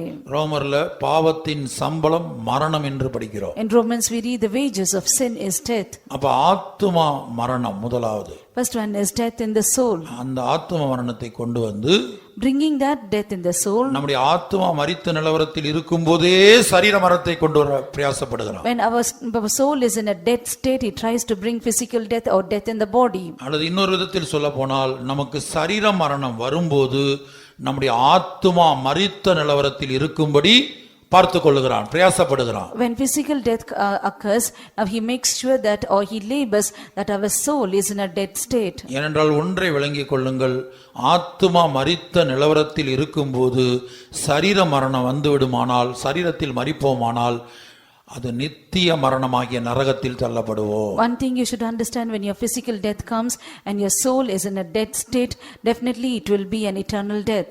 எத்தனை வருடம் ஊழியத்தில் இருந்தாலும், No matter how many years we are in ministry, எத்தனை வருடம் விசுவாசிகளாக இருந்தாலும், how many years we are believers, நமக்கு சரீர மரணம் வரும்போது when physical death occurs, நம்முடைய ஆத்துமா மரித்ததா இருக்கக்கூடாது. our soul should not be in a dead state. உங்களுடைய வாழ்க்கையில எவ்வளவு விசேஷங்கள் இருந்தாலும், Though there are many excellencies in your life, நீங்க பிரமாணத்தை ஒரு சின்ன பிரமாணத்தை மீறினால், கீழ்ப்படியாக காட்டினால் ஆத்துமா மரித்து போகும். if you show a disobedience in a small law, your soul will die.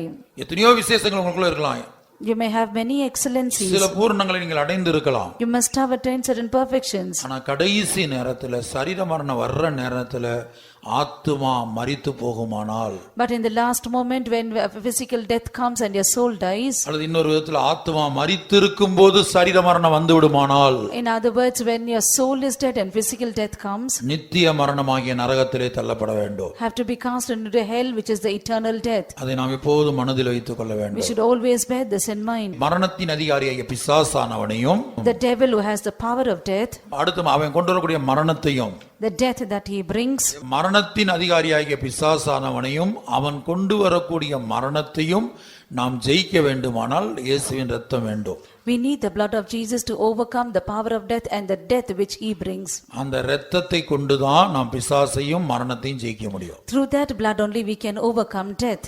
மறுபக்கத்துல வசனத்தை கொண்டு, Nextly, through the word of God. பிசாச வசனத்தை கொண்டு ஜெயிக்கணும். You have to overcome the devil through the word of God. இயேசு இந்த பூமியில் இருந்தபோது, When Jesus was on the earth, மத்தேயு 4ஆம் அதிகாரத்தில் Matthew chapter 4, அவன் இயேசுவுக்கே 3 சோதனைகளை கொண்டு வந்தான். he brought 3 trials for Jesus. அதுல 3வது சோதனையில் கவனமாக படித்து பார்த்தால், When you carefully read the third trial, பிசாசு இயேசுவை பார்த்து சொல்றான், நீ என் காலில் சாஷ்டாங்கமாய் விழுந்து பணிய வேண்டும். he says, you have to bow down to me and you have to worship me. அப்ப இயேசுவே தன்னுடைய காலில் விழ வேண்டும் என்று பிசாசு விரும்புகிறான், எதிர்பார்க்கிறான். The devil desires and expects that Jesus himself should fall down at his feet and worship him. அப்படியானால் நம்முடைய நிலவரம் என்ன? If it be so, what is our state? கர்த்தருடைய பரிசுத்த நாமத்துக்கு உண்டாகட்டும். Glory be to the holy name of the Lord. ஆகவே அந்த பிசாசை இயேசு வசனத்தை கொண்டு ஜெயித்தார். Therefore Jesus overcame the devil through his word. ஆகவே இயேசுவின் இரத்தத்தினாலும் தேவ வசனத்தினாலும் நாமும் நம்முடைய பிள்ளைகளும் நிரப்பப்பட்டிருக்க வேண்டும். Therefore through the word of God and the blood of the Lord, the lamb, we and our children have to be filled with it. உங்களுடைய உலக பிரகாரமான கல்வி ஞானத்தை கொண்டோ, With your worldly education wisdom, அல்லது உங்களுக்கு இத்தனை லாங்குவேஜ், இங்கிலீஷ் தெரியும், பிரெஞ்சு தெரியும், சான்ஸ்கிரிட் தெரியும், அது தெரியும், ஹிந்தி தெரியும், இந்த லாங்குவேஜை கொண்டோ, knowing with the ability of knowing languages, whether you know English or French or Hindi or Sanskrit, அல்லது ஐஸ்வர்யத்தை காண்பித்தோ, or showing riches, நான் இவ்வளவு கோடி கோடியா சம்பாதித்து வைத்திருக்கிறேன், லட்சக்கணக்காக சம்பாதித்து வைத்திருக்கிறேன், I have earned in lakhs and in crores, எதை காண்பித்தும் பிசாசினிடத்திலிருந்து தப்ப முடியாது. showing anything you cannot escape from the devil. உங்ககிட்ட உள்ள எதை காமிச்சாலும் பிசாசு பயப்பட மாட்டான். Showing anything that you have, the devil is not afraid of it. உங்ககிட்ட இயேசுவின் இரத்தம் இருந்து அதை நீங்கள் அறிக்கையின் மூலமாக வெளிப்படுத்தினால் பிசாசு பயப்படுவான். If there is blood of Jesus in you and if you manifest it through confession, seeing that, the devil is afraid. உங்களுடைய மனதும் இருதயமும் வசனத்தினால் நிரப்பப்பட்டு தேவ வசனத்தினால் நிரப்பப்பட்டு நீங்கள் வசனத்தை எடுத்து பிசாசுக்கு முன்பாக வைத்தால் அவன் பயப்படுவான். If your heart and mind is filled with the word of God and when you manifest the word of God before him, that when he sees he is afraid. நம்முடைய இயேசு வசனத்தை கொண்டு பிசாசை ஜெயித்தார். Our Jesus overcame the devil through the word. அதுபோல எபிரேயரில் நாம் படிக்கிறோம் தம்முடைய மரணத்தை கொண்டு மரணத்தின் அதிகாரியாகிய பிசாசானவனை அழித்தார்னு படிக்கிறோம். We read that through death that he might destroy him that had the power of death, that is the devil. அந்த வார்த்தையை கவனித்து பாருங்கள். Consider that word. மரணத்தை கொண்டு மரணத்தின் அதிகாரியாகிய பிசாசை அழித்தார். Through death he destroyed him who had the power of death. இயேசு எப்படி பிசாசை தம்முடைய மரணத்தினால் அழித்தாரோ, the way Jesus destroyed through his death the one who had power of death, அதுபோல even so நாமும் இயேசுவின் மரணத்தை வாயினால் அறிக்கையிட்டு பிசாசை அழிக்க வேண்டும், அவனோடு யுத்தம் பண்ண வேண்டும். even so we have to confess of the death of Jesus in our mouth and fight with him and overcome that death. நான் மறுபடியும் சொல்லுகிறேன், once again I repeat, பிசாசை நாம் எப்படி ஜெயிக்க வேண்டும், how to overcome the devil, இயேசு எப்படி ஜெயித்தார், how did Jesus overcome. மத்தேயு 4ஆம் அதிகாரத்திலே பிசாசை இயேசு தேவனுடைய வசனங்களை கொண்டு ஜெயித்தார் என்று படிக்கிறோம். we see that in Matthew chapter 4 Jesus overcame the devil by confessing the word of God. ஆனா எபிரேயர் 2ஆம் அதிகாரம் 14ஆம் வசனத்துல Hebrews 2:14, அந்த பிசாசை அவர் எப்படி ஜெயித்தார், how did he overcome the devil. மரணத்துக்கு அதிகாரியாகிய பிசாசானவனை தமது மரணத்தினாலே அழிக்கும்படிக்கும், through death he might destroy him that had the power of death. That through death he might destroy him that had the power of death, that is the devil. அப்ப பிசாசானவனை தன்னுடைய மரணத்தினால் அழித்தார். He destroyed the devil through his death. அந்த மரணம் தான் weapon.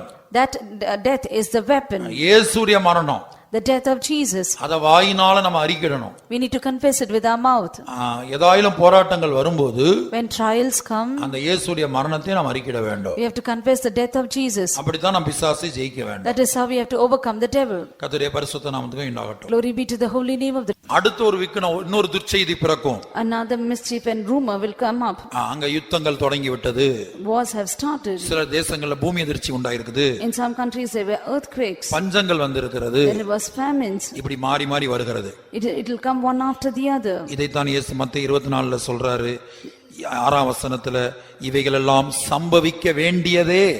In Matthew chapter 24 verse 6 the Lord Jesus says that these things have to come to pass. ஆனாலும் முடிவு உடனே வராது. But end is not yet. 8ஆம் வசனத்துல verse 8 இவைகள் எல்லாம் வேதனைகளுக்கு ஆரம்பம். all these are the beginning of sorrows. அப்ப இதெல்லாம் நடந்தாதான் when all these things come to pass, ஜனங்களுக்கு பயம் வரும். there will be fear in people. தேவ ஜனங்கள் தங்களை சுத்திகரிப்பார்கள். people of God will sanctify themselves. தேவ ஜனங்கள் தங்களை தாழ்த்துவார்கள். people of God will humble themselves. நீங்க இப்ப கூட சபையை பாத்தீங்கன்னா, if you see the church now, இந்த ஜனவரி மாசத்துல இருந்து மார்ச் மாசம் வரைக்கும் இங்க இருந்த நிலவரம் வேற. the state that was from January to March is different. கூட்டங்களுக்கு 10:30 மணிக்கு 11 மணிக்கு நீங்க அந்த ஸ்கூல்ல கூட்டம் நடக்கும்போது பாத்தீங்கன்னா 12 மணி வரைக்கும் வருவாங்க.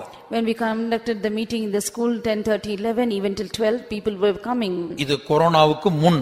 this is before corona. ஆனா கொரோனாவுக்கு பின் பாருங்க, when we see after corona, ஏறத்தாழ பாருங்க நேற்றுக்கெல்லாம் இங்க இடமே இல்ல உட்கார்ந்து ஜெபிக்கிறதுக்கு. yesterday we did not even have place to sit and pray. பாய் போட்டு கீழ உட்கார வைக்கிறோம். you have to spread the mat and sit down.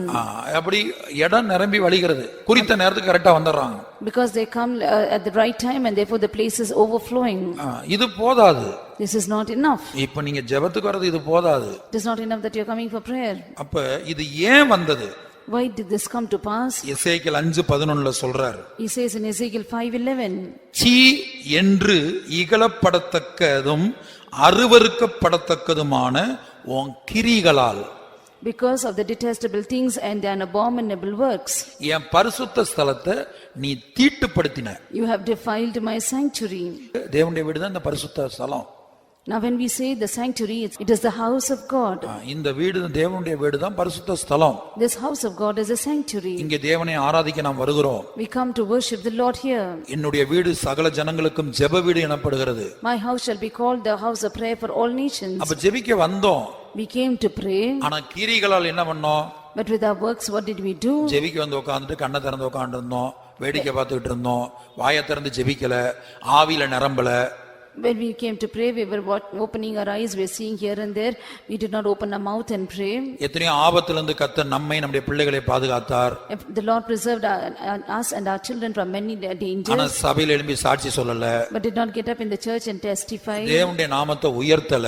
Did not exalt the name of the Lord. அவருடைய நாமத்தின் மகிமைக்காக தான் நம்ம பூமியிலே வைத்திருக்கிறார். Yes, he had kept us in this world for the glory of his name. இந்த ஜனத்தை எனக்கென்று ஏற்படுத்தினேன். I have ordained this people unto myself. இவர்கள் என் துதியை சொல்லி வருவார்கள். They shall come for telling my praise. ஆனா நாம என்ன செய்தோம்? அவர் துதியை சொல்லவே கிடையாது. What did we do? We did not tell forth this praise. பாருங்க, நேபுகாத்நேச்சார் ஒரு நன்மையை பெற்றுக்கொண்டான். Now Nebuchadnezzar, he received a goodness. ஒரு புறஜாதி ராஜா. He is a heathen king. ஒரு நன்மையை பெற்றுக்கொண்டான். He received a goodness. கர்த்தரிடத்துல நன்மையை பெற்றபோது அவன் என்ன செய்தான் தெரியுமா? You know, after he received the goodness from the Lord, what he did? பூமியில் உள்ள எல்லா ஜாதிகளுக்கும் எல்லா தேசத்துக்கும், For all the people and all the nations of the world, எல்லா பாஷைக்காரருக்கும், for all the language people, கர்த்தர் தன்னிடத்துல செய்த நன்மையை சாட்சியா கடிதம் எழுதுறான். he writes all that what the Lord did to him as a testimony. He writes it to them. தானியேல் 4ஆம் அதிகாரம் Daniel chapter 4, முதல் 3 வசனங்கள். first 3 verses. Nebuchadnezzar the king unto all people, nations and languages that dwell in all the earth, peace be multiplied unto you. I thought it good to shew the signs and wonders that the high God hath wrought toward me. How great are his signs, and how mighty are his wonders. His kingdom is an everlasting kingdom, and his dominion is from generation to generation. ராஜாவாகிய Nebuchadnezzar பூமி எங்கும் குடியிருக்கிற சகல ஜனத்தாருக்கும், கவனிங்க, சகல ஜனத்தாருக்கும், ஜாதியாருக்கும், பாஷைக்காரருக்கும் எழுதுகிறது என்னவென்றால், உங்களுக்கு சமாதானம் பெருக கடவது. உன்னதமான தேவன் என்னிடத்தில் செய்த அடையாளங்களையும் அற்புதங்களையும் பிரசித்தப்படுத்துவது எனக்கு நன்மையாய் கண்டது. 3ஆம் வசனத்துல அவருடைய அடையாளங்கள் எவ்வளவு மகத்துவமும் அவருடைய அற்புதங்கள் எவ்வளவு வல்லமையுமாய் இருக்கிறது. அவருடைய ராஜ்யம் நித்திய ராஜ்யம், அவருடைய ஆளுகை தலைமுறை தலைமுறையாய் நிற்கும். இப்படி கர்த்தர் செய்த நன்மைகளை எல்லா தேசத்துக்கும், எல்லா ஜாதிக்கும், எல்லா பாஷைக்காரருக்கும் நிருபம் கடிதம் எழுதி ஆண்டவருடைய நாமத்தை உயர்த்துகிறான். Now to all the nations, to all the languages and all the people, he writes a letter and he exalts the name of the Lord for the goodness he received from the Lord. கர்த்தர் நமக்கு எத்தனை அற்புதங்களை செய்திருக்கிறார். The Lord did so many wonders to us. உங்களுடைய பிள்ளைகளை எப்படி ஆசீர்வதித்து இருக்கிறார். How the Lord blessed our children. எப்படி பாதுகாத்து இருக்கிறார். How he has preserved them. தேவனுடைய நாமத்திலே எழும்பி சபையில நீங்க சாட்சி சொன்னீங்களா? Now have you got up in the church and testified? அப்ப சபை என்பது தேவனை துதிக்கும்படியாக கூடுகிற இடம். Now church is a place where it is given to praise God. சங்கீதத்துல படிக்கிறோம், உம்முடைய சபையிலே நான் சாட்சி பகருவேன். Now in Psalms we read that in thy sanctuary will I testify. உம்முடைய சபையிலே நான் சாட்சி சொல்வேன். ஒரு சங்கீதத்துல ஒரு வசனம் படிக்கிறோம். There is a verse in Psalms we read that in thy congregation will I testify. அப்ப சபை கூடி வர்றது எதுக்காக? Why do we gather in the church? சாட்சி சொல்ற நேரத்துல சாட்சி சொல்லணும். In the time of testimony we have to testify. துதிக்கிற நேரத்துல துதிக்கணும். In time we have to praise God, we need to praise God. வாசிங்க 35ஆம் சங்கீதம் Psalms 35 18ஆம் வசனம். verse 18. I will give thee thanks in the great congregation, I will praise thee among much people. மகா சபையிலே உம்மை துதிப்பேன், திரளான ஜனங்களுக்குள்ளே உம்மை புகழுவேன். இதுபோல இன்னொரு இடத்துல மகா சபையில நான் சாட்சி சொல்வேன்னு சொல்றாரு. He says that I will testify in the great congregation. இப்படி பல சங்கீதத்துல பல இடங்கள்ல அவர் சொல்றாரு. In many of the psalms he says in diverse places. அப்ப இங்க ரெண்டு காரியம் சொல்லப்பட்டிருக்குது. Here two things are spoken here. சபைக்கு நாம் எதற்கு வருகிறோம்? Why do we come to the church? அப்ப மகா சபையிலே உம்மை துதிப்பேன், I will praise thee in the great congregation. திரளான ஜனங்களுக்குள்ளே உம்மை புகழுவேங்கிறத சாட்சி சொல்றது. I will praise thee among many nations. It says that it is testifying. சபையிலே சாட்சியா இருப்பேன்ற வசனமே இருக்குது. There is a verse which says that I will testify in the congregation. அடுத்து சபையில அறிக்கை பண்ணணும். Nextly you need to confess in the church. சபையில துதிக்கணும். You have to praise in the congregation. சபையில ஜெபிக்கணும். You have to pray in the congregation. சபையில வரங்கள் பிரகாசிக்கணும். Now gifts have to be shining in the church. உங்களுக்கு கொடுக்கப்பட்ட வரத்தை ஒளித்து வைக்க கூடாது. You should not hide the gifts that is given unto you. அடுத்து சபையில சுத்திகரிப்பு கூட்டத்து நாட்கள்ல அறிக்கை பண்ணணும். The time that is given in the church for sanctification you need to confess. 7 நாள் சுத்திகரிப்பு கூட்டம் நடத்தி 10 நாள் நடத்தி 7 நாள் நடத்தி ஈஸ்டர் வீக்ல நடத்தி அறிக்கை பண்ணுங்கன்னா கூட எழும்பி அறிக்கை பண்ண மாட்டாங்க. 7 days and 10 days when we conducted fasting prayer during the Easter week, when we asked them to testify, they did not get up and testify. அப்ப அறிக்கை பண்ண வேண்டிய நேரத்துல பண்ணும்படியாய் கொடுக்கப்படுகிற சந்தர்ப்பத்துல நம்ம அறிக்கை பண்ணாம இருக்கும்போது எசேக்கியேல் நான் வாசித்தபடி பரிசுத்த ஸ்தலத்தை தீட்டுப்படுத்துகிறோம். The time that is given for us to testify in the congregation of the Lord, when we don't testify, what we do is we defile the sanctuary of the Lord. இப்ப பாருங்க, சபையில இதெல்லாம் செய்யணும்னு எழுதப்பட்டிருக்குது. It is said that we have to do all such things in the church. வாசிங்க 40ஆம் சங்கீதம் Psalms 40 10ஆம் வசனத்துல verse 10. I have not hid thy righteousness within my heart. I have declared thy faithfulness and thy salvation. I have not concealed thy loving kindness and thy truth from the great congregation. உம்முடைய நீதியை நான் என் இருதயத்துக்குள் மறைத்து வைக்கவில்லை. உமது சத்தியத்தையும் உமது ரட்சிப்பையும் சொல்லி இருக்கிறேன். உமது கிருபையையும் உமது உண்மையையும், கவனிங்க, உமது கிருபையையும் உமது உண்மையையும் மகா சபைக்கு அறிவியாதபடிக்கு நான் ஒளித்து வைக்கவில்லை. மகா சபைக்கு அறிவியாதபடிக்கு நான் ஒளித்து வைக்கவில்லை. I have not concealed in the great congregation. இங்கே ஒரு முக்கியமான ஒரு தேவனுடைய பிள்ளை ஒரு பெரிய விபத்துக்குள்ள சிக்கினார். A very important child of God got into a big danger. ஒரு பெரிய வாகன விபத்து. It was a big vehicle accident. தனிப்பட்ட விதத்தில் என்னோடு அதை பகிர்ந்து கொண்டார். He shared that personally with me. ஒரு மாதமானது 2 மாதமானது அவர் சபையில் எழுப்பி சாட்சி சொல்வார்னு எதிர்பார்த்தேன். Now I expected in 1 month and 2 months that he will testify in the church. அவர் சொல்லவே இல்லை. He did not testify. இதுபோல நம்முடைய வாழ்க்கையில எத்தனையோ அற்புதங்களை கர்த்தர் செய்திருக்கிறார். Even so the Lord has done many wonders in our life. இந்த கொரோனாவின் காலத்துல இப்ப நம்ம உயிரோடு இருக்கிறதே பெரிய அற்புதம். Now we being alive in the period of corona itself is a big wonder. நாமும் நம்முடைய பிள்ளைகளும் பாதுகாக்கப்பட்டிருப்பதே பெரிய அற்புதம். We and our children, we are preserved is a big wonder. அப்ப சபையில இதெல்லாம் செய்யணும்.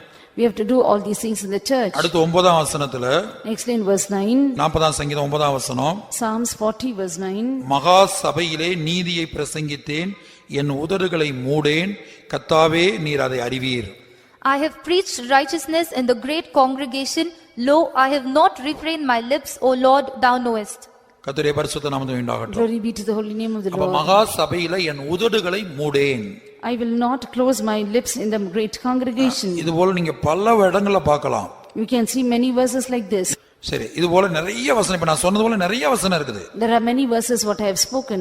உதடுகளை நான் மூடேன். I will not refrain my lips. உம்முடைய கிருபையை நான் ஒளித்து வைக்க மாட்டேன், மறைத்து வைக்க மாட்டேன். I will not conceal thy grace. உம்முடைய உண்மையை நான் மறைத்து வைக்க மாட்டேன். I will not conceal thy faithfulness. கர்த்தருடைய பரிசுத்த நாமத்துக்கு உண்டாகட்டும். Glory be to the holy name of the Lord. அப்ப இதையெல்லாம் நாம் செய்யாவிட்டால், When we don't do all these things, நம் கடந்த நாட்கள் இதை செய்யல, in the past days we did not do. நாம் சாட்சி சொல்லல, We did not testify. சரியான அறிக்கை, மெய் மனஸ்தாபத்தோட அறிக்கை பண்ணல.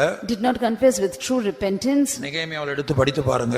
When we read in the book of Nehemiah, ஒரு இரவு முழுவதும் அறிக்கை பண்ணி கொண்டிருந்தாங்க. he was confessing all through a night. ஒரு இரவு முழுவதும் அறிக்கை பண்ணி கொண்டிருந்தாங்க என்று படிக்கிறோம். We read that he was praying all through the night. பாவ அறிக்கை மிக மிக முக்கியம். Now confession of sin is very very important. சுத்திகரிப்பு கூட்டத்தின் நாட்கள்ல சரியான அறிக்கையை நாம் பண்ண வேண்டும். In the sanctification meetings we have to do a proper confession.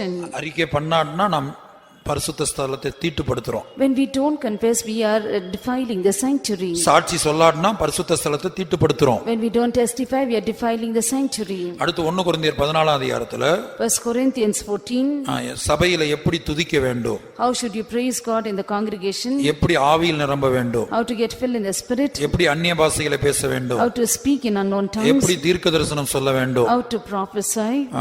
எல்லாம் எழுதப்பட்டிருக்கிறது. All of it is written.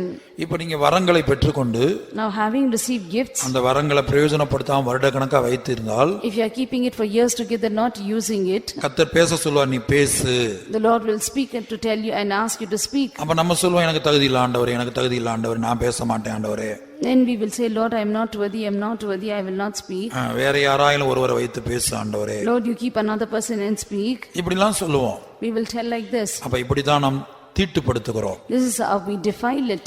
அடுத்து தேவ சமூகத்துக்கு நாம் தாமதமாய் வரும்போது, Nextly, when we come delayed in the presence of அவருடைய God, சமூகத்தை என்னை கனம் பண்ணுகிறவனை நான் கனம் பண்ணுவேன். I will honor him that honoreth me.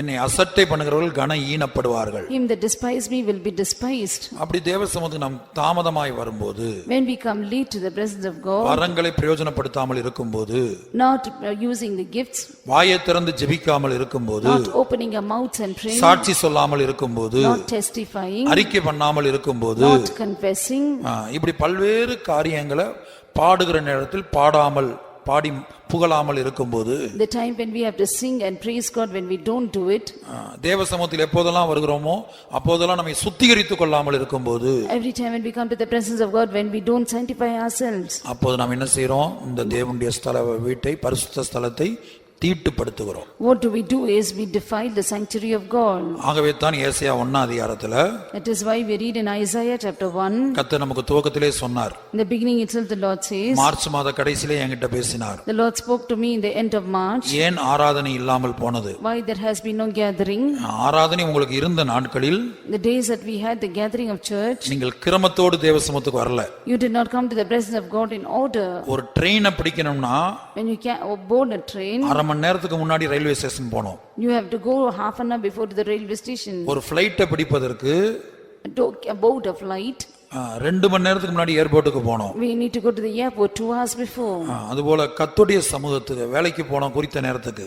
Even so, when we go to work, we go at the right time. Exam ஹாலுக்கு குறித்த நேரத்துக்கு முன்பாகவே போனோம். We go before time to examination hall. இதையெல்லாம் கிரமத்தோடு செய்த நீங்கள், You have done all these things in such a disciplined manner. கர்த்தருடைய சமூகத்துக்கு அரை மணி நேரம், 1 மணி நேரம், 1.5 மணி நேரம் என் கூட்டம் முடியும் போது, When in the presence of God we come half an hour or 1 hour or 2 hours, or even when the meeting is getting over, அதான் அக்கிரமம். that is iniquity. ஏசாயா 1:13, Isaiah 1:13. இனி வீண் காணிக்கைகளை கொண்டு வர வேண்டாம், தூபங்காட்டுதல் எனக்கு அருவருப்பாய் இருக்கிறது. நீங்கள் அக்கிரமத்தோடு ஆசரிக்கிற மாதப்பிறப்பையும் ஓய்வு நாளையும் சபை கூட்டத்தையும் நான் இனி சகிக்க மாட்டேன். Bring no more vain oblations. Incense is an abomination unto me. The new moons and Sabbaths, the calling of assemblies I cannot away with. It is iniquity, even the solemn meeting. உங்கள் மாதப்பிறப்புகளையும் உங்கள் பண்டிகைகளையும் என் ஆத்துமா வெறுக்கிறது. Your new moons and your appointed feasts my soul hateth. 15 வசனத்துல பாருங்க, கொரோனாக்காக நம்ம எவ்வளவோ ஜெபிச்சோம். Now in verse 15 we see that we were so much trouble when corona came. எவ்வளவோ உபவாசித்தோம். We fasted and prayed. இரவெல்லாம் கண் விழித்து ஜெபிச்சோம். All through the night we were awake and ஆனா praying. Corona இன்னும் போல. But corona has not gone. ஏன் போகல? Why it has not நாம் gone? அக்கிரமத்தோடு தேவனை ஆசரித்தபடியால், Because we worship the Lord with iniquity. 15 வசனத்துல கர்த்தர் சொல்லிவிட்டார், நீங்கள் உங்கள் கைகளை விரித்தாலும் என் கண்களை உங்களை விட்டு மறைக்கிறேன். நீங்கள் மிகுதியாய் ஜெபம் பண்ணினாலும் கேளேன். உங்கள் கைகள் இரத்தத்தினால் நிறைந்திருக்கிறது. And when he spread forth your hands, I will hide mine eyes from you. Yea, when he make many prayers, I will not hear. Your hands are full of blood. அப்ப இந்த கொரோனாவின் காலத்தில் நாம் செய்ய வேண்டியது என்ன? In the period of corona, what should we do? இது ஏன் வந்தது? Why did this come? நாம் பரிசுத்த ஸ்தலத்தை தீட்டுப்படுத்தினபடினால், எசேக்கியேல் 5 அதிகாரத்தில் வாசித்தபடி, As we read in Ezekiel chapter 5 that we defiled the sanctuary. பரிசுத்த ஸ்தலத்தை தீட்டுப்படுத்தினபடினால், We defiled the sanctuary. அருவருப்புகள் நடப்பித்தபடினால், Because we performed abomination. இதெல்லாம் வந்தது. All these things came. கர்த்தருடைய பரிசுத்த நாமம் உண்டாகட்டும். Glory be to the holy name of the Lord. அப்ப இது எப்ப போகும்? When will this go? இது எப்ப போகும்? When will this go? இந்த விக்கினத்தின் மேல் விக்கினம் வந்து கொண்டே இருக்கும். Mischief after mischief will keep coming.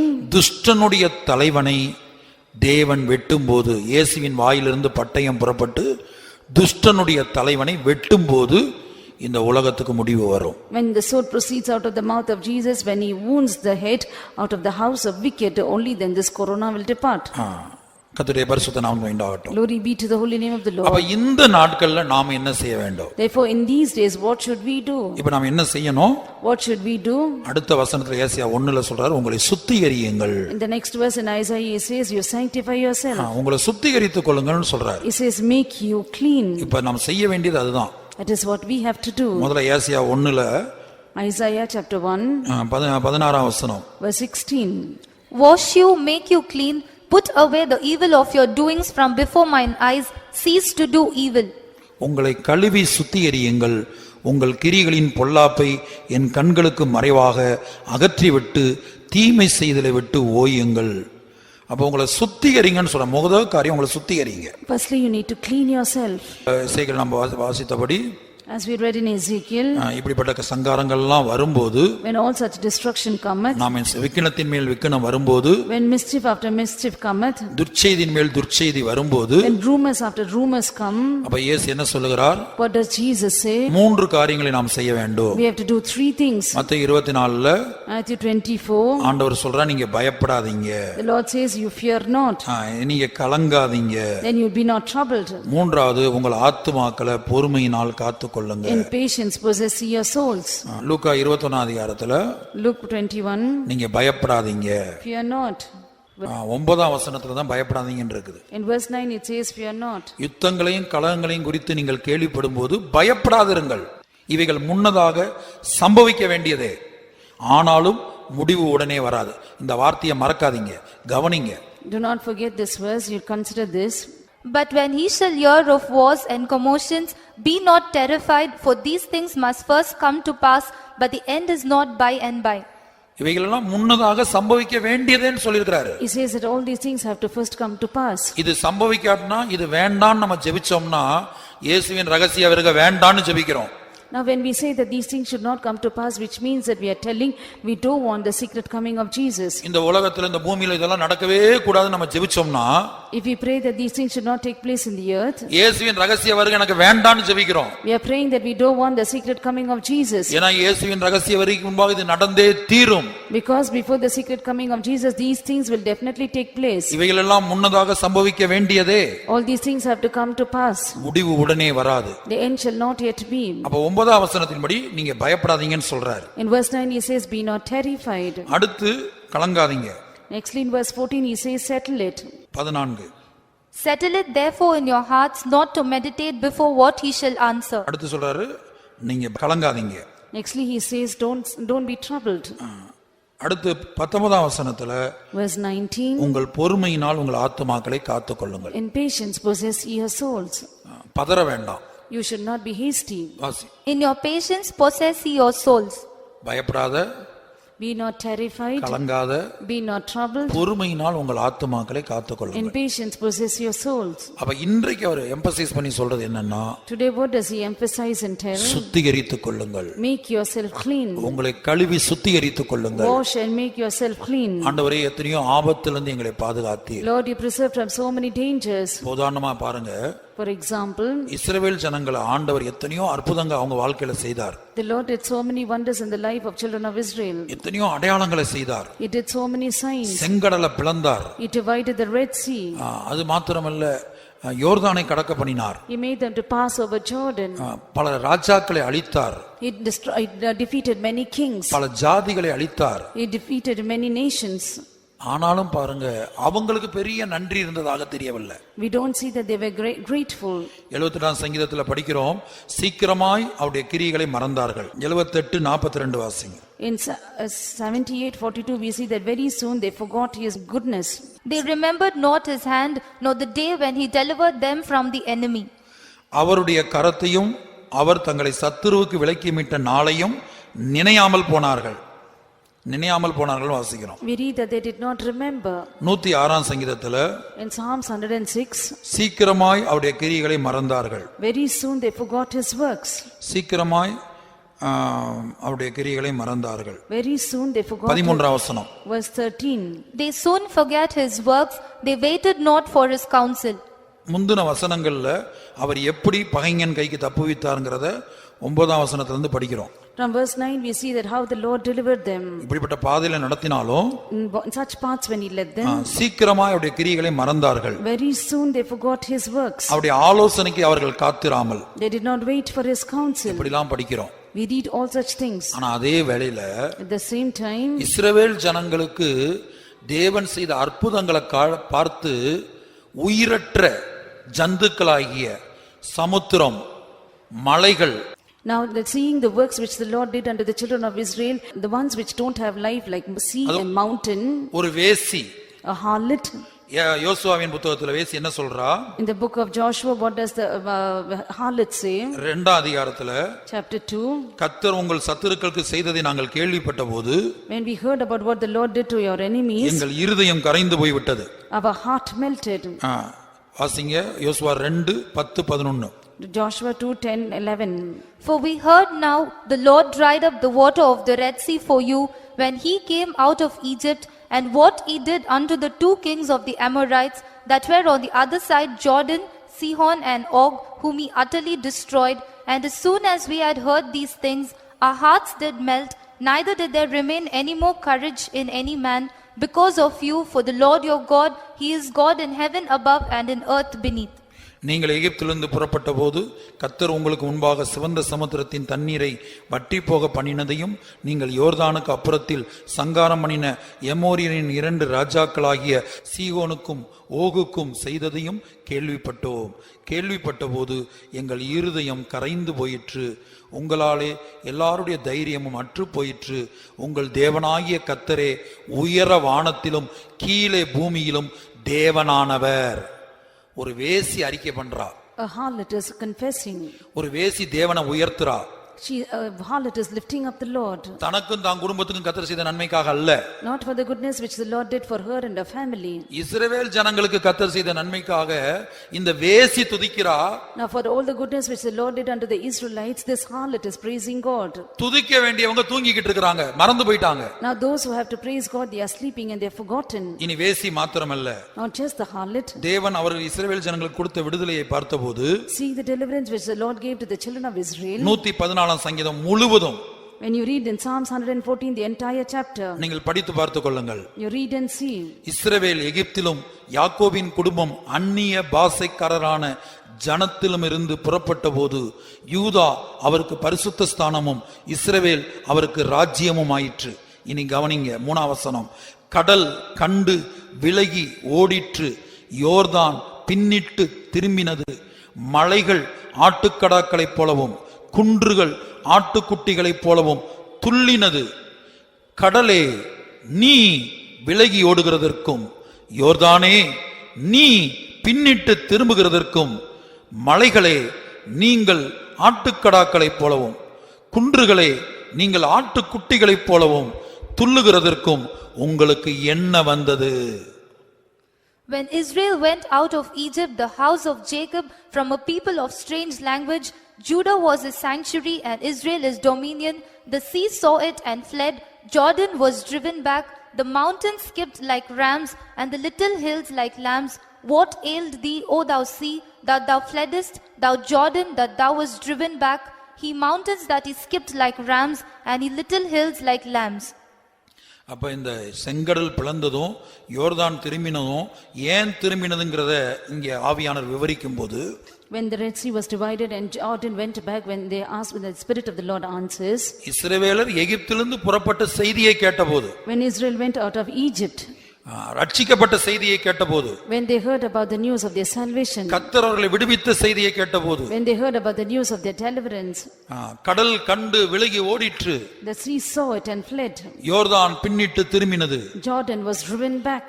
கவனிக்க வேண்டிய 4ஆம் வசனத்தை கவனிங்க. மலைகள், பெரிய பெரிய மலைகள் ஆட்டுக்கடாக்களைப் போலவும் குன்றுகள் ஆட்டுக்குட்டிகளைப் போலவும் துள்ளினதாம். The mountains skipped like rams and the little hills like lambs. அதான் கேட்கிறார், கடலே நீ விலகி ஓடுகிறதற்கும், யோர்தானே நீ பின்னிட்டு திரும்புகிறதற்கும், மலைகளே நீங்கள் ஆட்டுக்கடாக்களைப் போலவும் குன்றுகளே நீங்கள் ஆட்டுக்குட்டிகளைப் போலவும் துள்ளுகிறதற்கும் உங்களுக்கு என்ன வந்தது? What ailed thee, O thou sea, that thou fleddest, thou Jordan, that thou wast driven back, ye mountains that ye skip like rams, and ye little hills like lambs. அவ பாருங்க, அது என்ன சொல்லுது? தேவ ஜனங்களுக்கு, இஸ்ரவேல் ஜனங்களுக்கு கிடைத்த ரட்சிப்புக்காக உயிரற்ற மலைகள் துள்ளுகிறது. The lifeless mountains, they are praising God for the deliverance which God gave to Israelites. இதைத்தான் இயேசுவும் சொல்லுகிறார். This is what Jesus also says. உங்களுக்கு இந்த வசனத்தை படிக்கும்போது ஒருவேளை கேட்கலாம், எது எப்படி மலைகள் துள்ளும்? Now when you read about these words, the mountains will skip. அது துள்ளுமான்னு உங்களுக்கு சந்தேகம் வரலாம். Now you will have a doubt whether it will skip. இயேசு சொல்லுகிறார், Jesus says, நீங்கள் மௌனமாய் இருந்தால், if you are silent, தன்னுடைய சுவிசேஷத்துல சொல்றாரு, he tells in his gospel, நீங்க தேவனை மகிமைப்படுத்தாமல் மௌனமாய் இருந்தால், if you don't glorify God and if you are silent, இந்த கல்லுகள் கூப்பிடும் என்று சொன்னார். he says that these stones will, இந்த கல்லுகள் கூப்பிடும். these stones will call. கர்த்தருடைய பரிசுத்த நாமம் உண்டாகட்டும். Glory be to the holy name of the Lord. நாம் மகிமைப்படுத்த வேண்டிய நேரத்துல மகிமைப்படுத்தவில்லை. We did not glorify God in the time that we have to glorify him. ஒரு வேசி மகிமைப்படுத்தினாள். A harlot she glorified. மலைகளும் குன்றுகளும், The hills and mountains, கடலும் யோர்தானும், sea and Jordan, எழுத்தின்படியான இஸ்ரவேல் ஜனங்களுடைய ரட்சிப்பை கண்டு, seeing the little children of Israel's deliverance, தேவனை புகழ்ந்தது.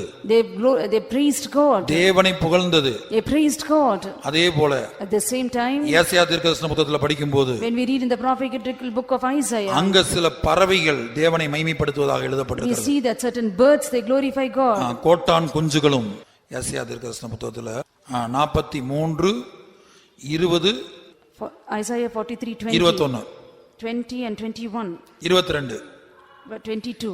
மோனை வாசிங்க. The beasts of the field shall honor me, the dragons and the owls, because I give waters in the wilderness and rivers in the desert, to give drink to my people, my chosen. This people have I formed for myself, they shall shew forth my praise. But thou hast not called upon me, O Jacob, but thou hast been weary of me, O Israel. நான் தெரிந்து கொண்ட என் ஜனத்தின் தாகத்துக்கு வனாந்தரத்திலே தண்ணீர்களையும் அவாந்தர வெளிகளே ஆறுகளையும் உண்டாக்குவதினால் காட்டு மிருகங்களும் வலு சர்ப்பங்களும் கோட்டான் குஞ்சுகளும் என்னை கனம் பண்ணும். இந்த ஜனத்தை எனக்கென்று ஏற்படுத்தினேன், இவர்கள் என் துதியை சொல்லி வருவார்கள். ஆனாலும் யாக்கோபே, நீ என்னை நோக்கி கூப்பிடவில்லை, இஸ்ரவேலே, நீ என்னை குறித்து மனம் சலித்து போனாய். துதிக்க வேண்டும், நாம் துதிக்கவில்லை. We who have to praise God, we did not praise God. காட்டு மிருகங்கள் துதிக்கிறது, The beasts of the field, it praises God. வலு சர்ப்பங்கள் துதிக்கிறது, The dragons praise God. கோட்டான் குஞ்சுகள் துதிக்கிறது. The owls praise God. சங்கீதத்தில் படித்தபடி மலைகளும் குன்றுகளும் துதிக்கிறது. In Psalms, as we read, the mountains and the hills, they praise God. கடலும் யோர்தானும் துதிக்கிறது. Sea and Jordan praises God. வேசியின் துதிக்கிறாள். Even the harlot praises God. ஆனா நாம் என்ன செய்து கொண்டிருக்கிறோம்? What are we doing? நாம் எல்லாம் நம்முடைய கண்களை மூடுவோம். Let's all close our eyes. இந்த கொள்ளை நோய் ஏன் வந்தது?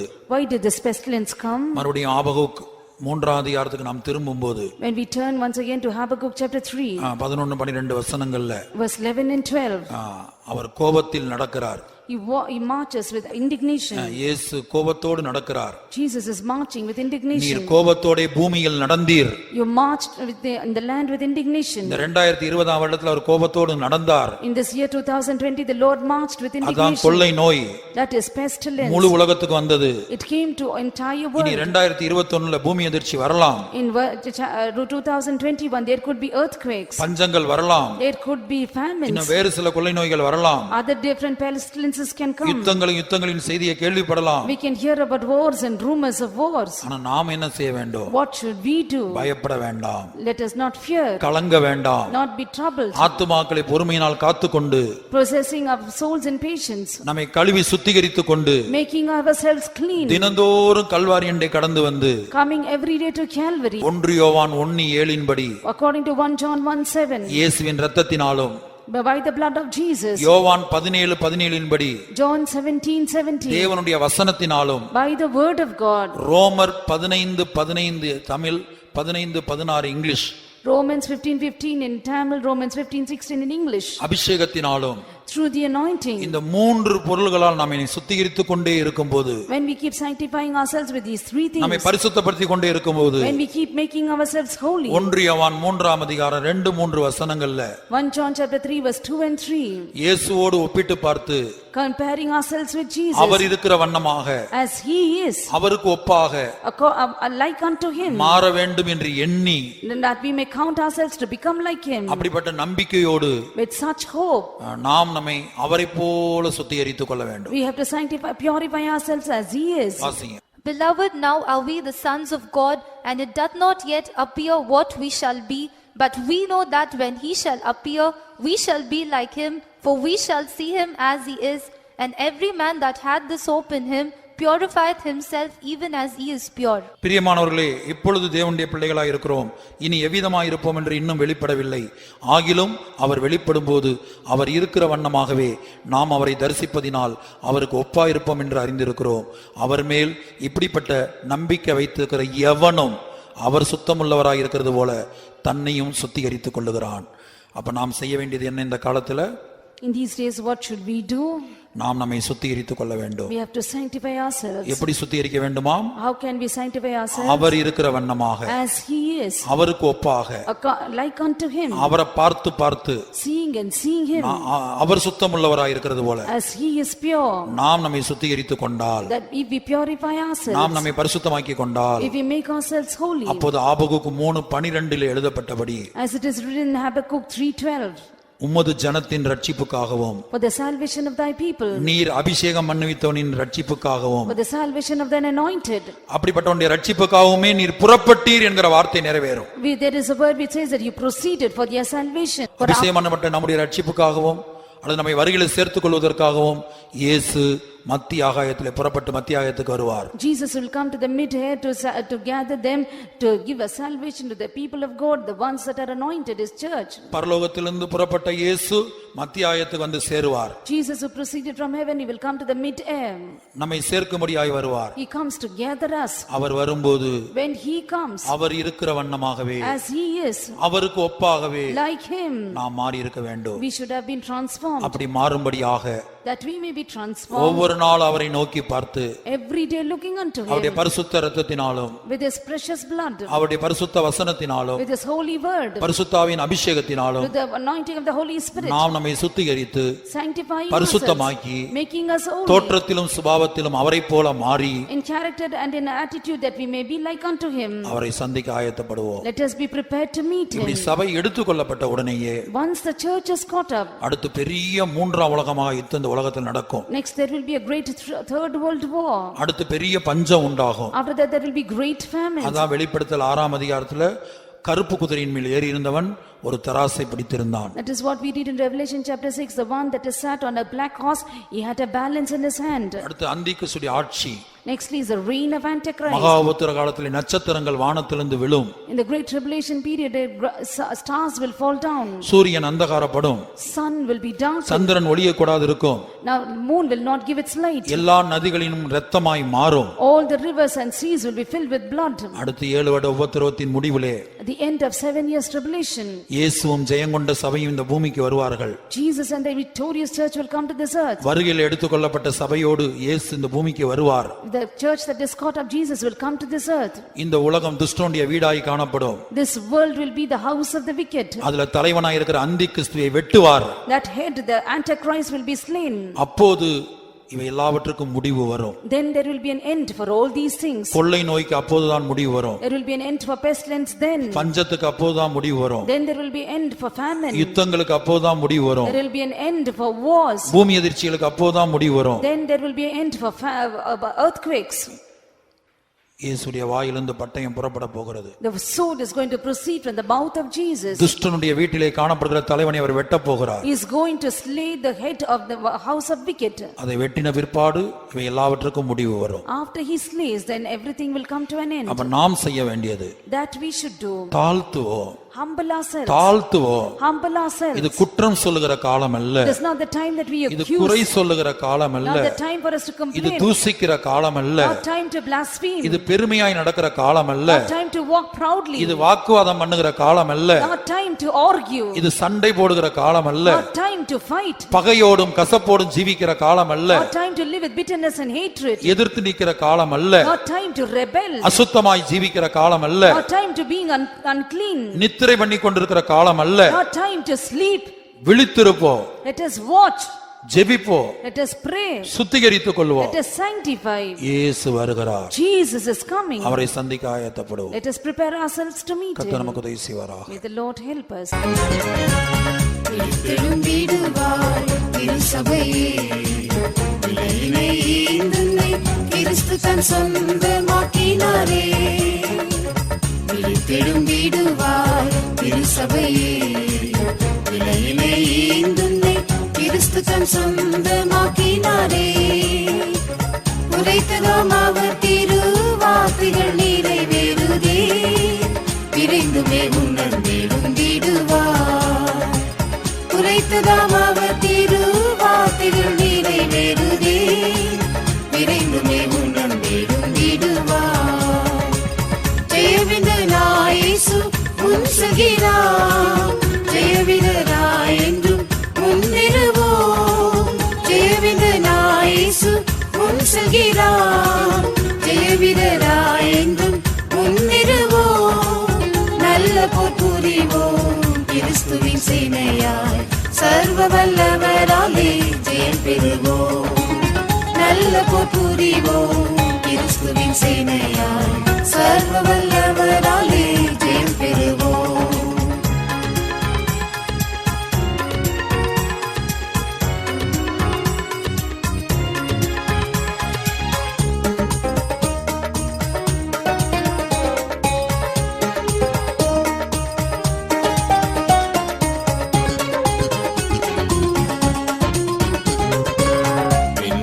சத்துவம் அசைந்திடுதே, மண்ணிதில் இடுக்கண்கள் நாள்தோறும் பெருகி வந்திடுதே. விண்ணதின் சத்துவம் அசைந்திடுதே, மண்ணிதில் இடுக்கண்கள் நாள்தோறும் பெருகி வந்திடுதே. பயமிகி மீட்பரின் சந்நிதி நின்றிடவே, ஜெபத்துடன் நீரம் விழித்திடுவார். பயமிகி மீட்பரின் சந்நிதி நின்றிடவே, ஜெபத்துடன் நீரம் விழித்திடுவார்.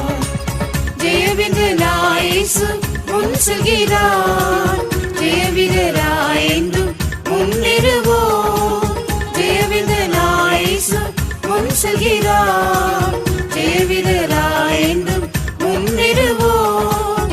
நல்ல போர் புரிவோம் கிறிஸ்துவின் சேனையாய், சர்வ வல்லவராலே ஜெயம் பெறுவோம். நல்ல போர் புரிவோம் கிறிஸ்துவின் சேனையாய், சர்வ வல்லவராலே ஜெயம் பெறுவோம். சத்தியம் புவியில் புரண்டிடுதே, சுத்த ஸ்தலத்தின் கற்கள் வீதியதில் விழுந்தது போ.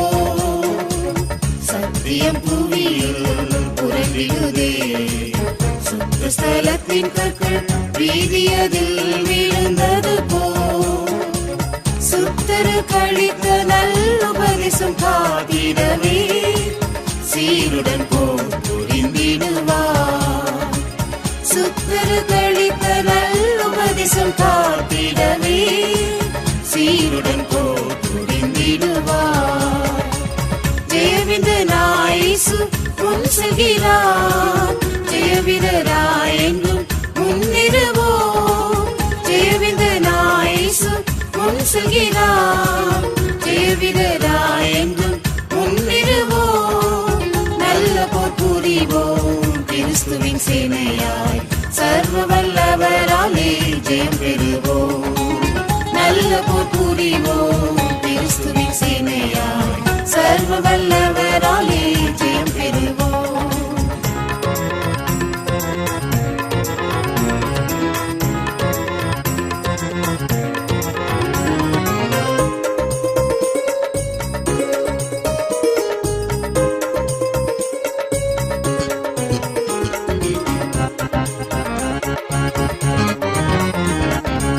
வருகை நம்பிக்கை பலரிழந்தே, திருவையின் ஆவியை நிந்திக்கும் கொடிய காலமிதில். வருகை நம்பிக்கை பலரிழந்தே, திருவையின் ஆவியை நிந்திக்கும் கொடிய காலமிதில். தெளிவுடன் மனமதின் அரைக்கடி காத்திருந்தே, அழித்திடும் கிருபை பெற்றிடுவார். தெளிவுடன் மனமதின் அரைக்கடி காத்திருந்தே, அழித்திடும் கிருபை பெற்றிடுவார். ஜெயவிந்தனாய் இயேசு முன் செல்கிறார், ஜெயவிந்தனாய் என்றும் முன்னேறுவோம். ஜெயவிந்தனாய் இயேசு முன் செல்கிறார், ஜெயவிந்தனாய் என்றும் முன்னேறுவோம். நல்ல போர் புரிவோம் கிறிஸ்துவின் சேனையாய் சர்வ வல்லவராலே ஜெயம் பெறுவோம். நல்ல போர் புரிவோம் கிறிஸ்துவின் சேனையாய் சர்வ வல்லவராலே ஜெயம் பெறுவோம்.